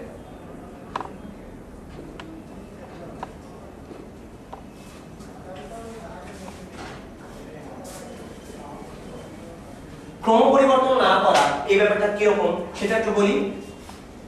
ধরা যাক বললো আমাদের কাছে শব্দটা হচ্ছে উদ্ভাস, এই শব্দটা স্বরবর্ণের ক্রম পরিবর্তন না করে কতভাবে সাজানো যায়। স্বরবর্ণ এখানে কি কি আছে? এখানে স্বরবর্ণ আছে দুইটা, ইউ এবং এ। ক্রম পরিবর্তন না কি, আগে ক্রমটা বুঝে নিই। ক্রম কি? এখানে ক্রম হচ্ছে আগে ইউ আছে, তারপরে এ আছে, এর পরে ইউ নেই, ইউ এর পরে এ আছে, এটাই হচ্ছে ক্রম। তুমি এমন সমস্ত বিন্যাস নেবে যে বিন্যাসের মধ্যে এ যেন কখনো ইউ এর আগে না আসে। অর্থাৎ তুমি যদি এটা লেখো আমি খুশি, ওকে ডিবি এটা লিখলে আমি খুশি। যদি তুমি এটা লেখো ভি ডি এস এইচ আমি তাতেও খুশি। বা তুমি যদি এরকম লেখো A D U V S H আমি খুশি না। কারণ কি? কারণ এ আর ইউ এর দিকে আমি যদি তাকাই তাহলে আমি দেখবো যে ওকে এদের মধ্যে চেঞ্জ হয়ে গেছে। অর্থাৎ স্বরবর্ণগুলো যদি আমি কাউকে না তাকিয়ে আমি যদি শুধু স্বরবর্ণের দিকে তাকাই তাহলে দেখবো তারা ঠিকভাবেই আছে। ধরা যাক এই অ্যালফাবেটের ক্ষেত্রে স্বরবর্ণগুলোর ক্রম কি কি? আগে এ, তারপরে এ, তারপরে ই। আমি যেভাবেই তাকাই না কেন যদি এটা চেঞ্জ হয়ে যায় তাহলে আমি অখুশি হয়ে যাব। অর্থাৎ ধরো এরকম কিছু একটা আসলো T D E H A, হলো না। কারণ আমি যদি শুধুমাত্র স্বরবর্ণের দিকে তাকাই আগে এ তারপর ই তারপর এ চলে আসছে, হবে না। ক্রম পরিবর্তন না করার মানে হচ্ছে আগে এ থাকবে, তারপরও আবার এ থাকবে, তারপরে ই থাকবে যদি শুধু স্বরবর্ণের দিকে তাকাই। এটি হচ্ছে স্বরবর্ণের ক্রম পরিবর্তন না করা। যদি বলে ক্রম পরিবর্তন না করে কতভাবে সাজানো যায়, তখন এই জিনিসটাকে খুবই দারুণভাবে আইডিয়া করা যায় যে আমরা আসলে কি করছি। আবার উদ্ভাস নিয়ে একটু চিন্তা করে তাহলে ক্লিয়ারলি বোঝা যাবে। বলেছে স্বরবর্ণের ক্রম পরিবর্তন করা যাবে না। তো এখন কথা হচ্ছে যে এই স্বরবর্ণগুলো যেখানেই যাক না কেন তারা সাজতে পারতো কতগুলো উপায়ে, সেই জিনিসটা একটু খেয়াল করি। তারা দুইটা স্বরবর্ণ আছে, তারা নিজেদের ভিতরে সাজতে পারতো আসলে ফ্যাক্টোরিয়াল 2 উপায়ে। অর্থাৎ এই রকম জায়গায় এই আটঘোষ এরকম একটা জিনিস হয়তো আমরা পেতাম যদি ইউ আর এ নিজেদের মধ্যে চেঞ্জ করতো। আর একটা বিন্যাস হয়তো আমরা পেতাম কিরকম U D S A S H A V suppose উৎসাহ। এটাকে যদি ইউ আর এ চেঞ্জ করতো তখন জিনিসটা আসলে এরকম আটশু। অর্থাৎ প্রত্যেকটা জায়গায় ইউ আর এ কে দিয়ে ইউ এবং এ কে দিয়ে সাজানো যায় আসলে ফ্যাক্টোরিয়াল 2, অর্থাৎ দুইটা উপায়। সেই দুইটা উপায় থেকে আমি কি দুইটা উপায়কেই চুজ করব? না, আমরা সেই দুইটা উপায় থেকে দুইটাকেই নেব না। আমরা নেব একটাকে। কোনটাকে? শুধুমাত্র এইটাকে, যেখানে অর্ডারটা ঠিক আছে। অর্থাৎ প্রতি দুইটা এখানে হয়ে যাচ্ছে একটা করে। এটা যদি বুঝতে কষ্ট হয় তাহলে আমরা আরেকবার কোন যেখানে তিনটা স্বরবর্ণ আছে এরকম একটা শব্দ চুজ করি। ধরা যাক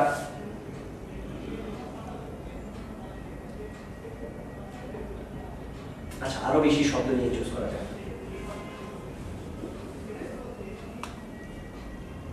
আর নিজের একটা বানায় ফেলি আসলে। আচ্ছা ওকে, ধরা যাক অরেঞ্জ একটা শব্দ। এই শব্দের মধ্যে আমরা দেখতে পাচ্ছি তিনটা মোট স্বরবর্ণ আছে ও এ ই। তো এখানে এই অবস্থাতেই ও এ আর ই এরা চেঞ্জ হয়ে কি হতে পারতো? এরা হতে পারতো এরকম ও আর ই এন জি এ। আমরা শুধুমাত্র কিন্তু এদেরকে চেঞ্জ করছি, বাদ বাকি মাঝখানে যারা আছে তাদেরকে বলছি বাবা তোমরা তোমাদের মতো ঠিক থাকো, তোমাদেরকে নিয়ে কোনো চিন্তা করতে হবে না, তোমরা তোমাদের অস্তিত্বের সংকট অনুভব করো না। বাদ বাকি যারা আছে আমরা শুধুমাত্র তাদের কথা চিন্তা করছি। আচ্ছা এইখানে এবার খেয়াল করো, যদি এ চলে আসে এখানে হলো ও ই এ, এখানে চলে আসলে ই ও, এবং যদি সামনে একটা ই চলে আসে তখন এখানে আসবে ও এ, এখানে চলে আসলে অনেক ভয়ঙ্কর ভয়ঙ্কর শব্দ আমরা তৈরি করে ফেলেছি। দেখো অরেঞ্জ, অরেঙ্গা, আরঙ্গে, আরেঙ্গো, ইরঙ্গা, ইরাঙ্গো, এরকম করে আমরা অনেকগুলো শব্দ তৈরি করে ফেলেছি। এই শব্দগুলোর মধ্যে থেকে আমরা কি সবাইকে নিতে পারবো? যদি বলা যায় ক্রম পরিবর্তন করা যাবে না, তখন এদের মধ্যে থেকে এই 6টা থেকে আসবে মাত্র একজন, সে হচ্ছে এ। আমরা এই 6টা থেকে নেব মাত্র একজনকে। এমন করে এদেরকে যদি আবার একটু চেঞ্জ করি যে এই এন জি ই এরা অন্য জায়গায় গেল হয়তো, বাট এখানে তো এদের তিনজনকে আমি আবার কতবার সাজাতে পারবো? টোটাল 6টা উপায় সাজাতে পারবো, যে 6টা থেকে আমি আসলে 6টাকে নিতে পারবো না, পারবো মাত্র একটাকে নিতে। অর্থাৎ প্রতি 6টা এখানে হয়ে যাচ্ছে একটা, প্রতি 6টা হয়ে যাচ্ছে একটা। তাহলে আমাদের টোটাল সাজাতে পারি ফ্যাক্টরিয়াল 6 উপায়, অর্থাৎ 720 উপায় আমি টোটাল সাজাতে পারি ফ্যাক্টরিয়াল 6, কারণ এই যে ও আর এ এন জি ই এদেরকে দিয়ে ফ্যাক্টরিয়াল 6 উপায় সাজানো যায়। কিন্তু তাদের মধ্যে প্রতি 6টা হয়ে যাচ্ছে একটা। 6 আসলে কেন আসলো? কারণ ফ্যাক্টরিয়াল 3, প্রতি ফ্যাক্টরিয়াল 3টা হয়ে যাচ্ছে একটা। তার মানে এই 6কে আমি আসলে ফ্যাক্টরিয়াল 3 দিয়ে ভাগ করছি। অর্থাৎ যাদেরকে ক্রম পরিবর্তন করা যাবে না বলা হয়েছে, যাদের ক্রম পরিবর্তন করা যাবে না বলা হয়েছে, তাদের সবাইকে মোট তাদের টোটাল সংখ্যা দিয়ে, তাদের টোটাল সংখ্যা ফ্যাক্টরিয়াল দিয়ে আমাকে আসলে ভাগ করে দিতে হবে। এই জিনিসটা আগের এটার সাথে আরেকটা জিনিসের তুলনা করা যায়। কিসের? যে আমরা যদি মনে করতাম যে এখানে জিনিসটা এরকম ছিল, অরঙ্গ মানে এ ই এদের সবাইকে আমি একই বর্ণ বানাই ফেললাম, সবাই ও হয়ে গেছে। এখন এদেরকে যদি বলতাম কতভাবে সাজানো যায়, তাহলে আমরা দেখতে পেতাম কত ফ্যাক্টরিয়াল 6 বাই ফ্যাক্টরিয়াল 3। তখন আসলে অর্ডারটা আসলে কোনো ইম্পর্টেন্ট ভূমিকা রাখতো না।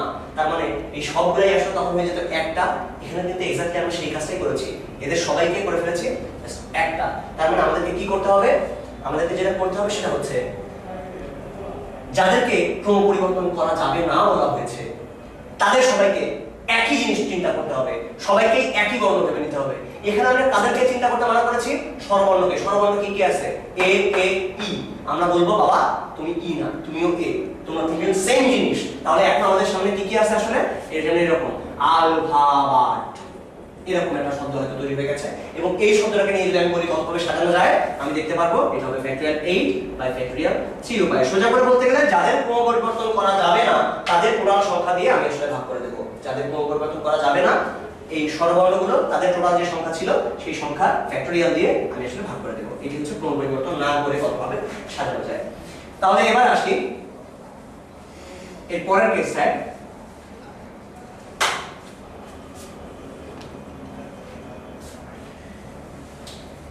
যদি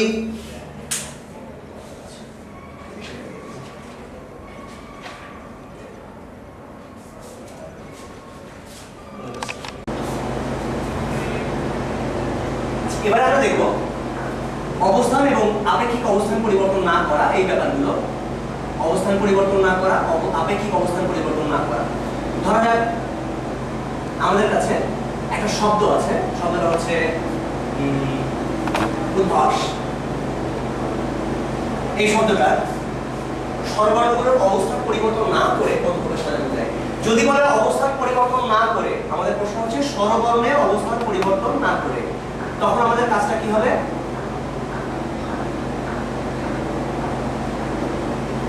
তখন আমাদের কাজ হবে এই ইউ আর এ যে স্বরবর্ণগুলো আছে ওদের দিকে তাকানোই যাবে না, ওরা থাক, ওরা ওখানে পড়ে থাক। বাদ বাকি কারা আছে তাদের দিকে আমরা চিন্তা করব। বাদ বাকি কে আছে? ডি ভি এস এইচ, এরকম আছে মোট 4টা, যারা প্রত্যেকে আলাদা আলাদা, তাদেরকে আমরা সাজাতে পারি ফ্যাক্টরিয়াল 4 বাই। এটাই आंसर।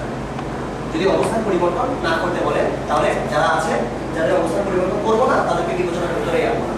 আর যদি বলে আপেক্ষিক অবস্থান পরিবর্তন না করে, তখন ব্যাপারটা আসলে কি রকম? মানে হচ্ছে ইউ আর এ এরা কোন কোন পজিশনে আছে?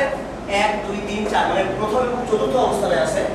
এই ইউ আর এ এই জায়গাটা হলো স্বরবর্ণের জায়গা, এরা নিজেদের মধ্যে চেঞ্জ করতে পারে।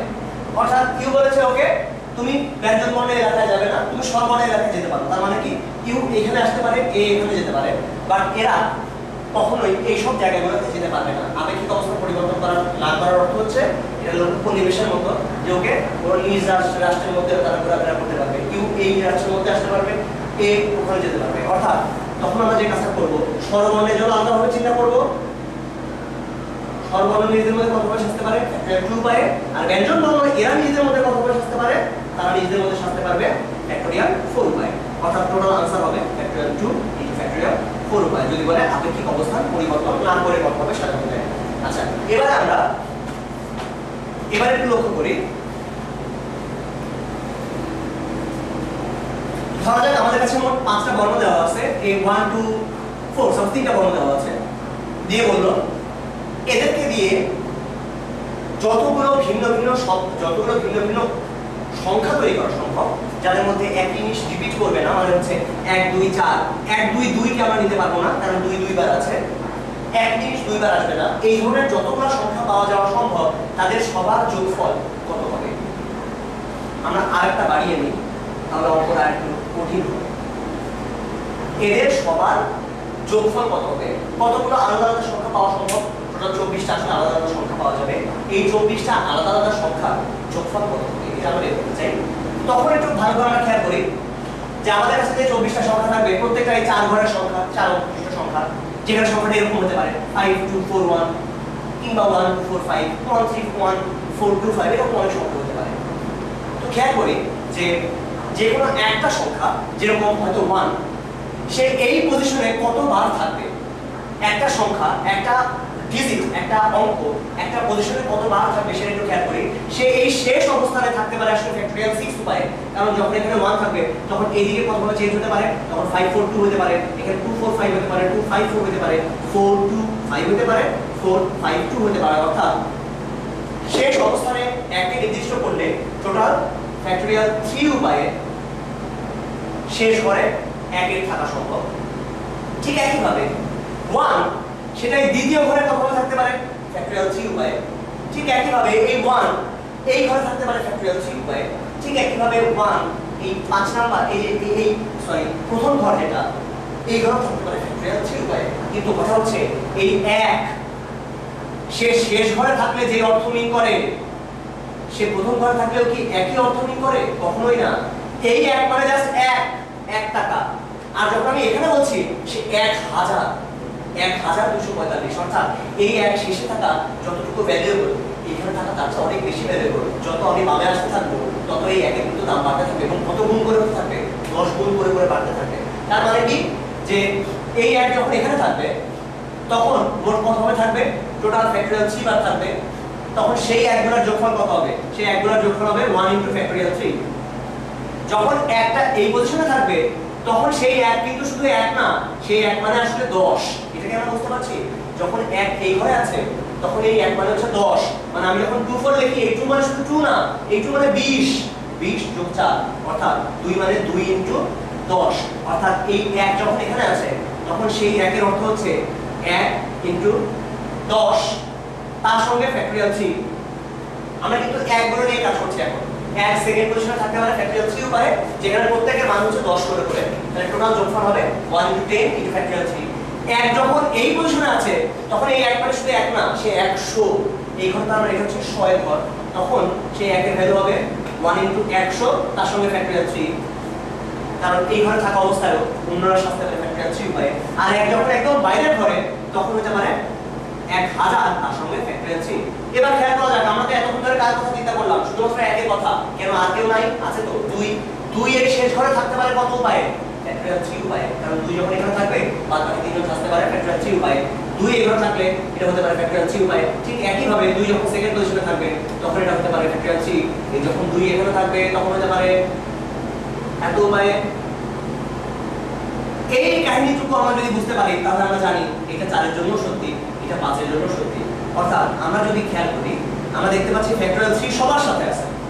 ফ্যাক্টরিয়াল 3 কে আমরা কমন নিয়ে নিলাম, ফ্যাক্টরিয়াল 3 কে যদি কমন নেওয়া যায় তখন আমরা দেখতে পাচ্ছি এই দিক বরাবর যদি চিন্তা করা যায় ফ্যাক্টরিয়াল 3 কমন নিলে কি কি থাকে 1 2 3 1 2 4 5 এরা আছে আর তার সঙ্গে সমস্যা আছে 1 10 100 1000 এই হচ্ছে টোটাল আনসার। এই পুরো জিনিসটাকে আমরা সহজে এইভাবে লিখে ফেলতে পারি। তাহলে ফ্যাক্টরিয়াল 3 মানে কি? এটা হচ্ছে 4 - 1 ফ্যাক্টরিয়াল, কতগুলো সংখ্যা আছে ডিজিট সেইগুলা, তার সঙ্গে গুণ হবে যে যে ডিজিটগুলো আছে তাদের যোগফল, তার সঙ্গে গুণ হবে এই অবস্থানগুলোর ভ্যালু, অর্থাৎ একক অবস্থান থাকলে এর মানে 1, দশকে থাকতে পারে, শতকে থাকতে পারে অথবা সহস্রে থাকতে পারে। এই চারটা পদ, এই হচ্ছে টোটাল আমাদের যোগফলটা। এটাই মিলে আমরা যোগফলটা পেয়ে যাবো। আচ্ছা, এবারে আমরা আসি খুবই গুরুত্বপূর্ণ একটা কনসেপ্টে, সেটা হচ্ছে চক্রবিন্যাস। চক্রবিন্যাস জিনিসটা কেমন? ধরা যাক বললো যে 4 জন মানুষ আছে, সেই 4 জন মানুষ গোল টেবিলে বসে আছে। যদি গোল টেবিলে বসে থাকে আর নরমাল লম্বা টেবিলে বসে থাকে, তখন দুইটা টেবিলে বসার মধ্যে পার্থক্য আছে। কি ধরনের পার্থক্য সেটা দেখার চেষ্টা করা যায়।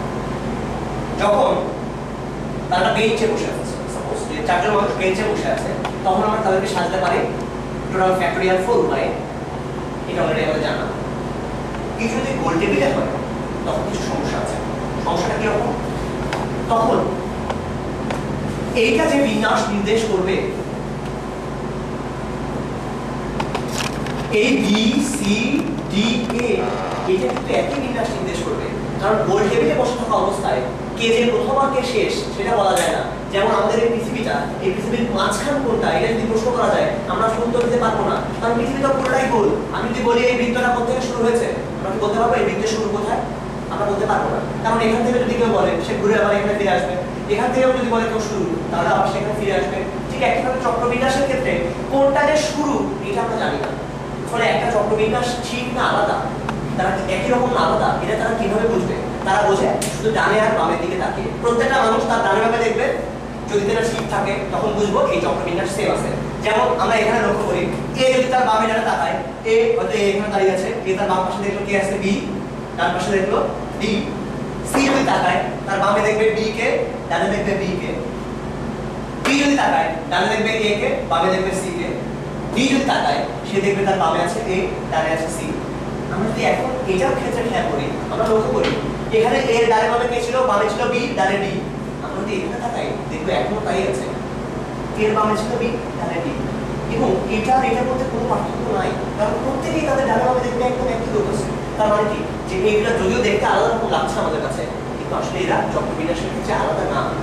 তাহলে তারা কিভাবে আমরা বুঝবো যে এগুলো আলাদা হবে কি আলাদা হবে না? এটা আসলে সাইক্লিক অর্ডার থেকে খুব ইজিলি চিন্তা করা যায় যে A B C D, A B C D আমরা দেখবো এক জায়গা থেকে শুরু করলে কি পাবো? B C D A. B থেকে শুরু করলে বি সি ডি এ। আমি যদি সি থেকে শুরু করি পাবো C D A B. D থেকে শুরু করলে পাবো ডি এ বি সি। এরকম বলে সাইক্লিক অর্ডারে লেখা।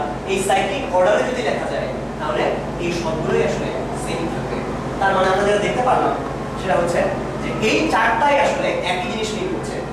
যখন আমরা জানি যে চারটা জিনিস একই জিনিস মিন করছে, তখন ব্যাপারটাকে এইভাবে চিন্তা করা যায় যে আচ্ছা, আগে তো এই চারটাকে আমি সাজাতে পারতাম 24 উপায়ে, কিন্তু সেই 24টা উপায়ের মধ্যে এই চারটা আসলে আলাদা কিছু না, এই চারটা একই জিনিস। তেমন ভাবে আমি যদি একটু চেঞ্জ করি, এখন এর ডান বাম চেঞ্জ করে দিলাম, এর ডানের রাখলাম এখন বি কে, বামে রাখলাম ডি কে, এবার কিন্তু অবশ্যই একটা নতুন বিন্যাস তৈরি হবে। এরা চারটা যদিও একই ডানে বামে সেম ছিল, এখন কিন্তু আর ডানে বামে সেম নেই। তার মানে এখন এরা দুজন আলাদা হয়ে যাবে। যখনই আলাদা হয়ে গেল তখন এইটার জন্য আরো 4 রকম জিনিস পাওয়া যাবে যারা দেখতে আসলে একই। কিরকম? এডি, এবিসিডি, এটাকে আমি যদি ডি থেকে শুরু করতাম আমি লিখতে পারতাম ডি সি বি এ, এখনো ডানে বামে সেম থাকবে।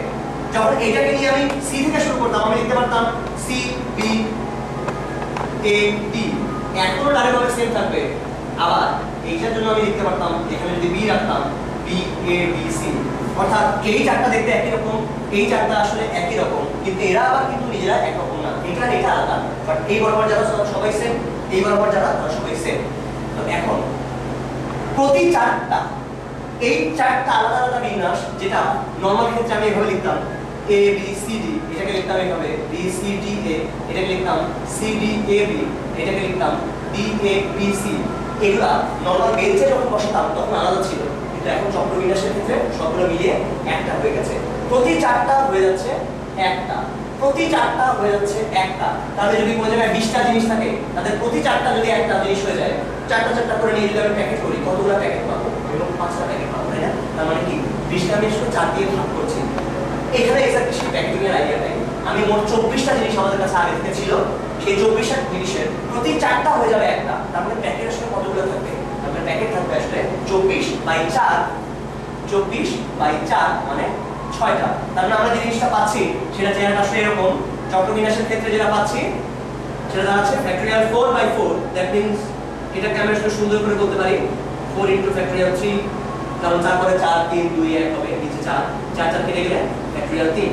অর্থাৎ n সংখ্যক বস্তু থাকলে তার জন্য আমাদের যে ফর্মুলা দাঁড়াচ্ছে সেটা হলো ফ্যাক্টরিয়াল n-1।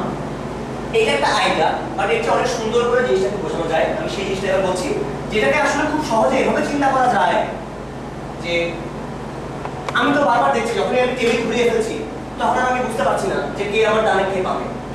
বাট এই জন্য আমি যে কাজটা করতে চাই, আমি বললাম বাবা 1, তুমি তোমার জায়গায় বসে থাকো, তুমি করবে না। আমি সবকিছু ঠিক রাখতে চাই এবং প্রত্যেকবার নতুন নতুন জিনিস তৈরি করতে চাই। তার জন্য আমি যেটা বললাম, বাবা এ তুমি ওখানে বসে থাকো। এখন বাদ বাকি তাহলে কয়জন মানুষ আছে? 3জন মানুষ। যদি এদের 3জন এখন যে কোনো রকম চেঞ্জ করে তাহলে ডান বামে চেঞ্জ হয়ে যাবে।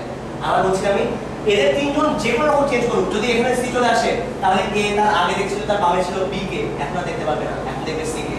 সো একজনকে যদি ফিক্স করে রাখা যায়, বাদ বাকিদেরকে নিয়ে চিন্তা করলে আমরা এখানে বসে যাবো যে কতগুলো আসলে এখানে নতুন নতুন বিন্যাস হওয়া সম্ভব। তার মানে মেইন আইডিয়াটা কি হবে?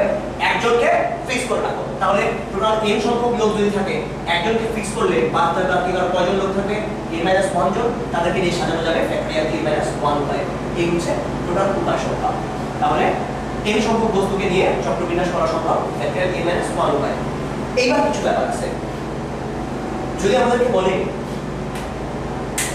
6 জন লোককে কতভাবে চক্রবিন্যাস করা সম্ভব, কতভাবে গোল টেবিলে বসানো সম্ভব, আমরা বলবো এটা ফ্যাক্টরিয়াল 5 উপায়ে। বাট বললো 6টা বিভিন্ন কালারের বিভিন্ন রঙের মুক্ত আছে, সেই মুক্তগুলোকে নিয়ে কত রকম ভাবে মালা তৈরি করা যায়, মুক্তার মালা কতভাবে বানানো সম্ভব। তো সেটা কতভাবে করা সম্ভব সেটা একটু খেয়াল করি আমরা। যদি বলে মুক্তর মালা কতভাবে বানানো সম্ভব, তখন আমরা দেখব যে আবার আমরা 4টা মুক্ত নিয়ে কাজ করি, তাহলে আমাদের কাছে ইজি হবে। তখন আসলে চক্রবিন্যাসের মধ্যে এটা একটা মালা, যে মালা প্রথমে A, তারপরে B, তারপর C, তারপর D, এর মুক্তগুলো পাশাপাশি আছে A B C D, এরকম করে মুক্তর মালা আমাদের কাছে আছে। এই মালাটা যদি আমি এরকম করে ঘুরিয়ে দিলে আমি পাবো এরকম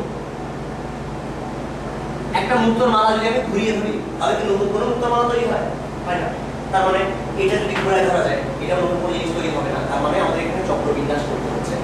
তাহলে চক্রবিন্যাস যদি করতে হয়, তাহলে 4টা বস্তুকে নিয়ে কতভাবে চক্রবিন্যাস করা যায়? ফ্যাক্টরিয়াল 4 উপায়, অর্থাৎ ফ্যাক্টরিয়াল 4-1 মানে ফ্যাক্টরিয়াল 3 উপায়ে। তাহলে 6 ভাবে মালা বানানো সম্ভব।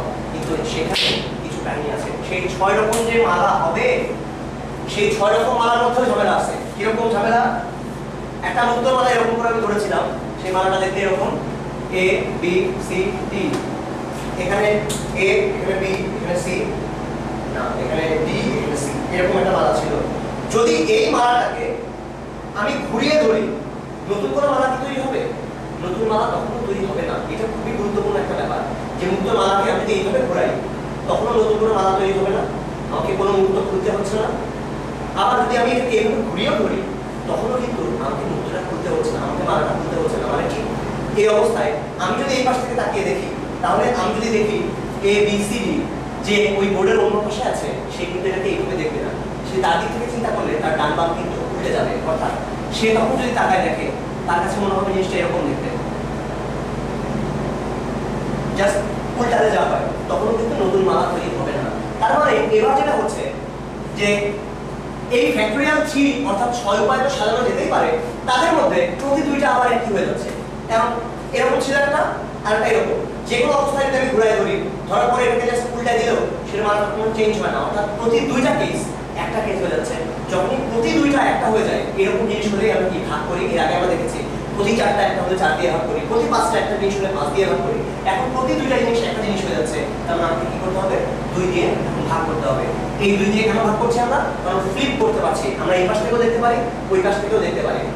এরকম কেস হলে আমরা কি করি, 2 দিয়ে ভাগ করে ফেলি। যেমন এখানে মুক্তোর মালার ক্ষেত্রে আমরা করছি, তাহলে যদি 6টা, যদি আমাদের কাছে 4টা মালা থাকে, 4টা মুক্ত থাকে, যদি 4টা মুক্ত থাকে, 4টা মুক্তকে নিয়ে মালা বানানো যায় কত রকম হবে,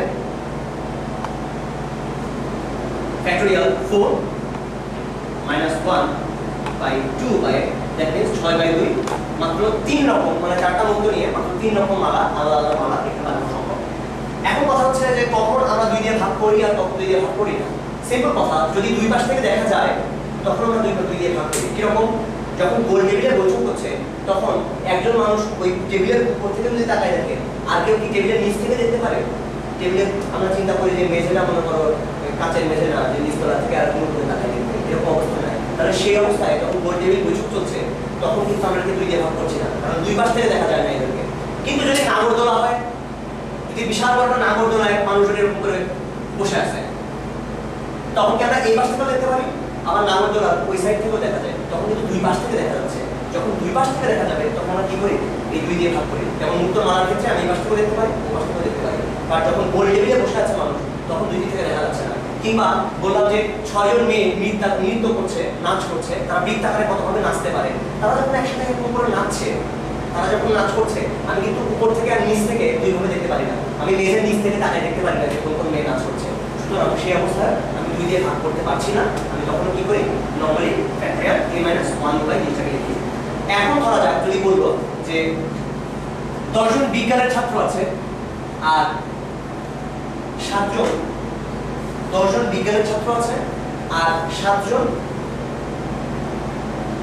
আর্টস মানে হচ্ছে কলা বিভাগের ছাত্র আছে, তাদেরকে নিয়ে আমি গোল টেবিলে বসাতে চাই। কতভাবে বসানো সম্ভব, যেন কোনো 2 জন কলা বিভাগের ছাত্র পাশাপাশি না থাকে। আবার বলছি আমি, 10 জন বিজ্ঞান আর 7 জন কলা, এরা বসে আছে, এদেরকে নিয়ে আমি সাজাতে চাই। কতভাবে সাজাতে পারি যেন কোনো 2 জন কলা বিভাগের মানুষ পাশাপাশি না থাকে। তো তখন আমরা এটাকে এভাবে খেয়াল করতে পারি যে ওকে, আগে দেখি যে বিজ্ঞান বিভাগে যারা আছে তাদেরকে এভাবে চিন্তা করি যে ওকে বিজ্ঞান বিভাগে 10 জন আছে, B B B B B B 1 2 3 4 5 6 এই 10 জন বিজ্ঞান বিভাগের ছাত্র আছে, তারা গোল টেবিলে বসবে। এখন এদের মাঝখানে জায়গা আছে কতগুলো, এখন জায়গা কতগুলো আছে, 1 2 3 4 5 6 7 8 9 10, টোটাল 10টা জায়গা মাঝখানে ফাঁকা হয়ে আছে। এই 10টা ফাঁকা জায়গায় কারা বসবে, কলা বিভাগে যারা আছে আর্টস তারা বসবে। অর্থাৎ এই 10টা জায়গায় 7 জনকে যদি আমি কোনোভাবে বসাতে পারি, তাহলে তারা কেউ পাশাপাশি থাকবে না, এটাকে বসানো যেতে পারে 10 p 7 উপায়ে। তাহলে তারা একজন আরেকজনের সাথে কি হয়ে থাকবে, তারা বিন্যস্ত হয়ে গেল। অলরেডি আমরা বিন্যাস করে ফেলেছি, 10 p 7 লিখে ফেলেছি, আমরা তাদেরকে বিন্যাস করে ফেললাম। তাদেরকে এরা বিন্যাস করলো কলা বিভাগের ছাত্ররা। এইবারে আমরা কিন্তু এখনো এর ভেতরে, এটার ভেতরে আমরা এখনো চক্রবিন্যাসের আইডিয়াটা দিতে পারি নাই। এইবার আমরা চক্রবিন্যাসের কনসেপ্টটা ইউজ করব। যখন 10 জন বিজ্ঞান বিভাগের ছাত্র আছে, তারা নিজেদের ভিতরে কতভাবে সাজতে পারে। যদি চক্রবিন্যাস হয়, চক্রবিন্যাস হলে আমি তখন ওই বিজ্ঞান বিভাগের একজনকে বলছি, বাবা তুমি স্টপ থাকো, বাদ বাকি যারা আছে আমি তাদেরকে শুধুমাত্র চক্রবিন্যাস করবো। অর্থাৎ এই বাদ বাকি আছে কয়জন, মানে তাদেরকে বিন্যাস করবো, বাদ বাকি আছে 9 জন, এই 9 জনকে সাজানো যেতে পারে ফ্যাক্টরিয়াল 9 উপায়ে। তাহলে আমি পেয়ে যাব কতভাবে 10 জন বিজ্ঞান বিভাগের ছাত্র এবং 7 জন কলা বিভাগের ছাত্রকে, কোনো কলা বিভাগের ছাত্রকে পাশাপাশি না বসিয়ে কতভাবে সাজাতে, এই হচ্ছে উপায় সংখ্যা। ওকে, এবার আমরা সমাবেশ সংক্রান্ত কিছু জিনিস দেখতে চাই। সমাবেশের একটা ফর্মুলা, এটা একটু আমার তোমাদেরকে একটু জানিয়ে দিতে চাই। তোমরা এরকম একটা ফর্মুলা সবসময় দেখেছো এই ফর্মুলাটা ইন্টারমিডিয়েটে বারবার প্রমাণ করতে হয়েছে, পরীক্ষায় অনেকবার আসে। তো এই ফর্মুলাটা আসলে ফিজিক্যালি কি সেন্স করে, কি মিন করে, আমি এই জিনিসটা জানতে চাই। আমরা অলরেডি বিন্যাস বা সমাবেশ জিনিসটা কি মিন করে এটা জানি, যে 10 জন লোক থেকে 2 জনকে কতভাবে বেছে নেওয়া যায়, কতভাবে ডেকে নেওয়া যায়, আমি সেই জিনিসটাকে সমাবেশ বলছি। সমাবেশের ক্ষেত্রে অর্ডার জিনিসটা ইম্পর্টেন্ট না। কখন বিন্যাস আর কখন সমাবেশ করি তার বেসিক আইডিয়াটা কি, যেখানে অর্ডার ইম্পর্টেন্ট, কে আগে কে পরে এই ব্যাপারটা ইম্পর্টেন্ট, সেটা হচ্ছে বিন্যাস। যেখানে এই ব্যাপারটা ইম্পর্টেন্ট না, যে কে আগে থাকবে কে পরে থাকবে, সেটাকে আমরা বলছি সমাবেশ। আচ্ছা, এবার আমরা দেখি যে NCR + NCR - 1 এটা ইকুয়াল টু কেন n + 1CR এরকম একটা জিনিস হয়। আচ্ছা, সেটা প্রথমে ধরা যাক আমাদের কাছে 10 জন মানুষ আছে, Abul double Kabul double Ibul Kabul double Aibul double. এই 10 জন থেকে আমি 5 জন লোককে নিতে চাই, অর্থাৎ আমার টার্গেট হচ্ছে 10C5 এটা ভ্যালু বের করা। 10 জন থেকে 5 জনকে নিয়ে আমি আমরা বাছাই করতে চাই। তার জন্য একটু খেয়াল করি যে এদের মধ্যে থেকে যে কোনো একজনকে আমি যদি ফিক্স করে রেখে দিই, তাকে ধরা যাক A, আমি যে 10 জন থেকে 5 জনকে নেব তার মধ্যে এই বেটা হয় থাকবে নয় থাকবে না, আর কোনো অপশন আসলে নেই। সে হয় থাকতে পারে নাহলে থাকবে না। এখন আমি জাস্ট এই অপশন দুটো নিয়ে চিন্তা করতে চাই, এ যদি থাকে, এ যদি না থাকে। যদি এ থাকে, এ যদি সবসময় থাকে, তখন আসলে আমাকে কয়জন থেকে কয়জন নিতে হচ্ছে, এ তো আছেই, তাহলে আর কয়জন থেকে কয়জনকে নিতে হবে, আর 9 জন থেকে আমাদেরকে 4 জনকে নিতে হচ্ছে। এ যদি থাকে, আর এ যদি নাই থাকে, তাহলে একে আগে এখান থেকে হিসাব থেকে বাদ দিয়ে দিলাম। আমাদেরকে লাগবে 5 জন লোক, যার মধ্যে এ আগেই বাদ, তাহলে আর আসছে কয়জন, 9 জন লোক। 9 জন থেকে 5 জনকে দেওয়া যেতে পারে 9C5 উপায়ে। তাহলে এই দুটো পার্ট যোগ করলে আমি পেয়ে যাবো 10 জন থেকে 5 জনকে আসলে কতভাবে নেওয়া সম্ভব। এ হয় থাকবে নয় থাকবে না, এই দুটো কেসে আমরা আলাদা করে ভাগ করে ফেলছি। এবং এইটারই আসলে জেনারেল কেস হচ্ছে এটা, এ সংখ্যক লোক থেকে যদি আর সংখ্যক লোক নিতে দেওয়া হয়, যে কোনো একজনের কথা চিন্তা করলে সে হয় থাকবে বা থাকবে না। n + 1 থেকে যদি আরেকজনকে বলি, তখন সে যদি কখনো না থাকে তখন আসবে এরকম, সে যদি থাকে তাহলে এরকম, সে না থাকলে এই দুটো পার্ট নিয়েই হবে টোটাল অ্যান্সারটা। এবার আমরা সমাবেশের কিছু জিনিস বলে ফেলি, এটা খুব বেশি লাগে যে হয়তো বললো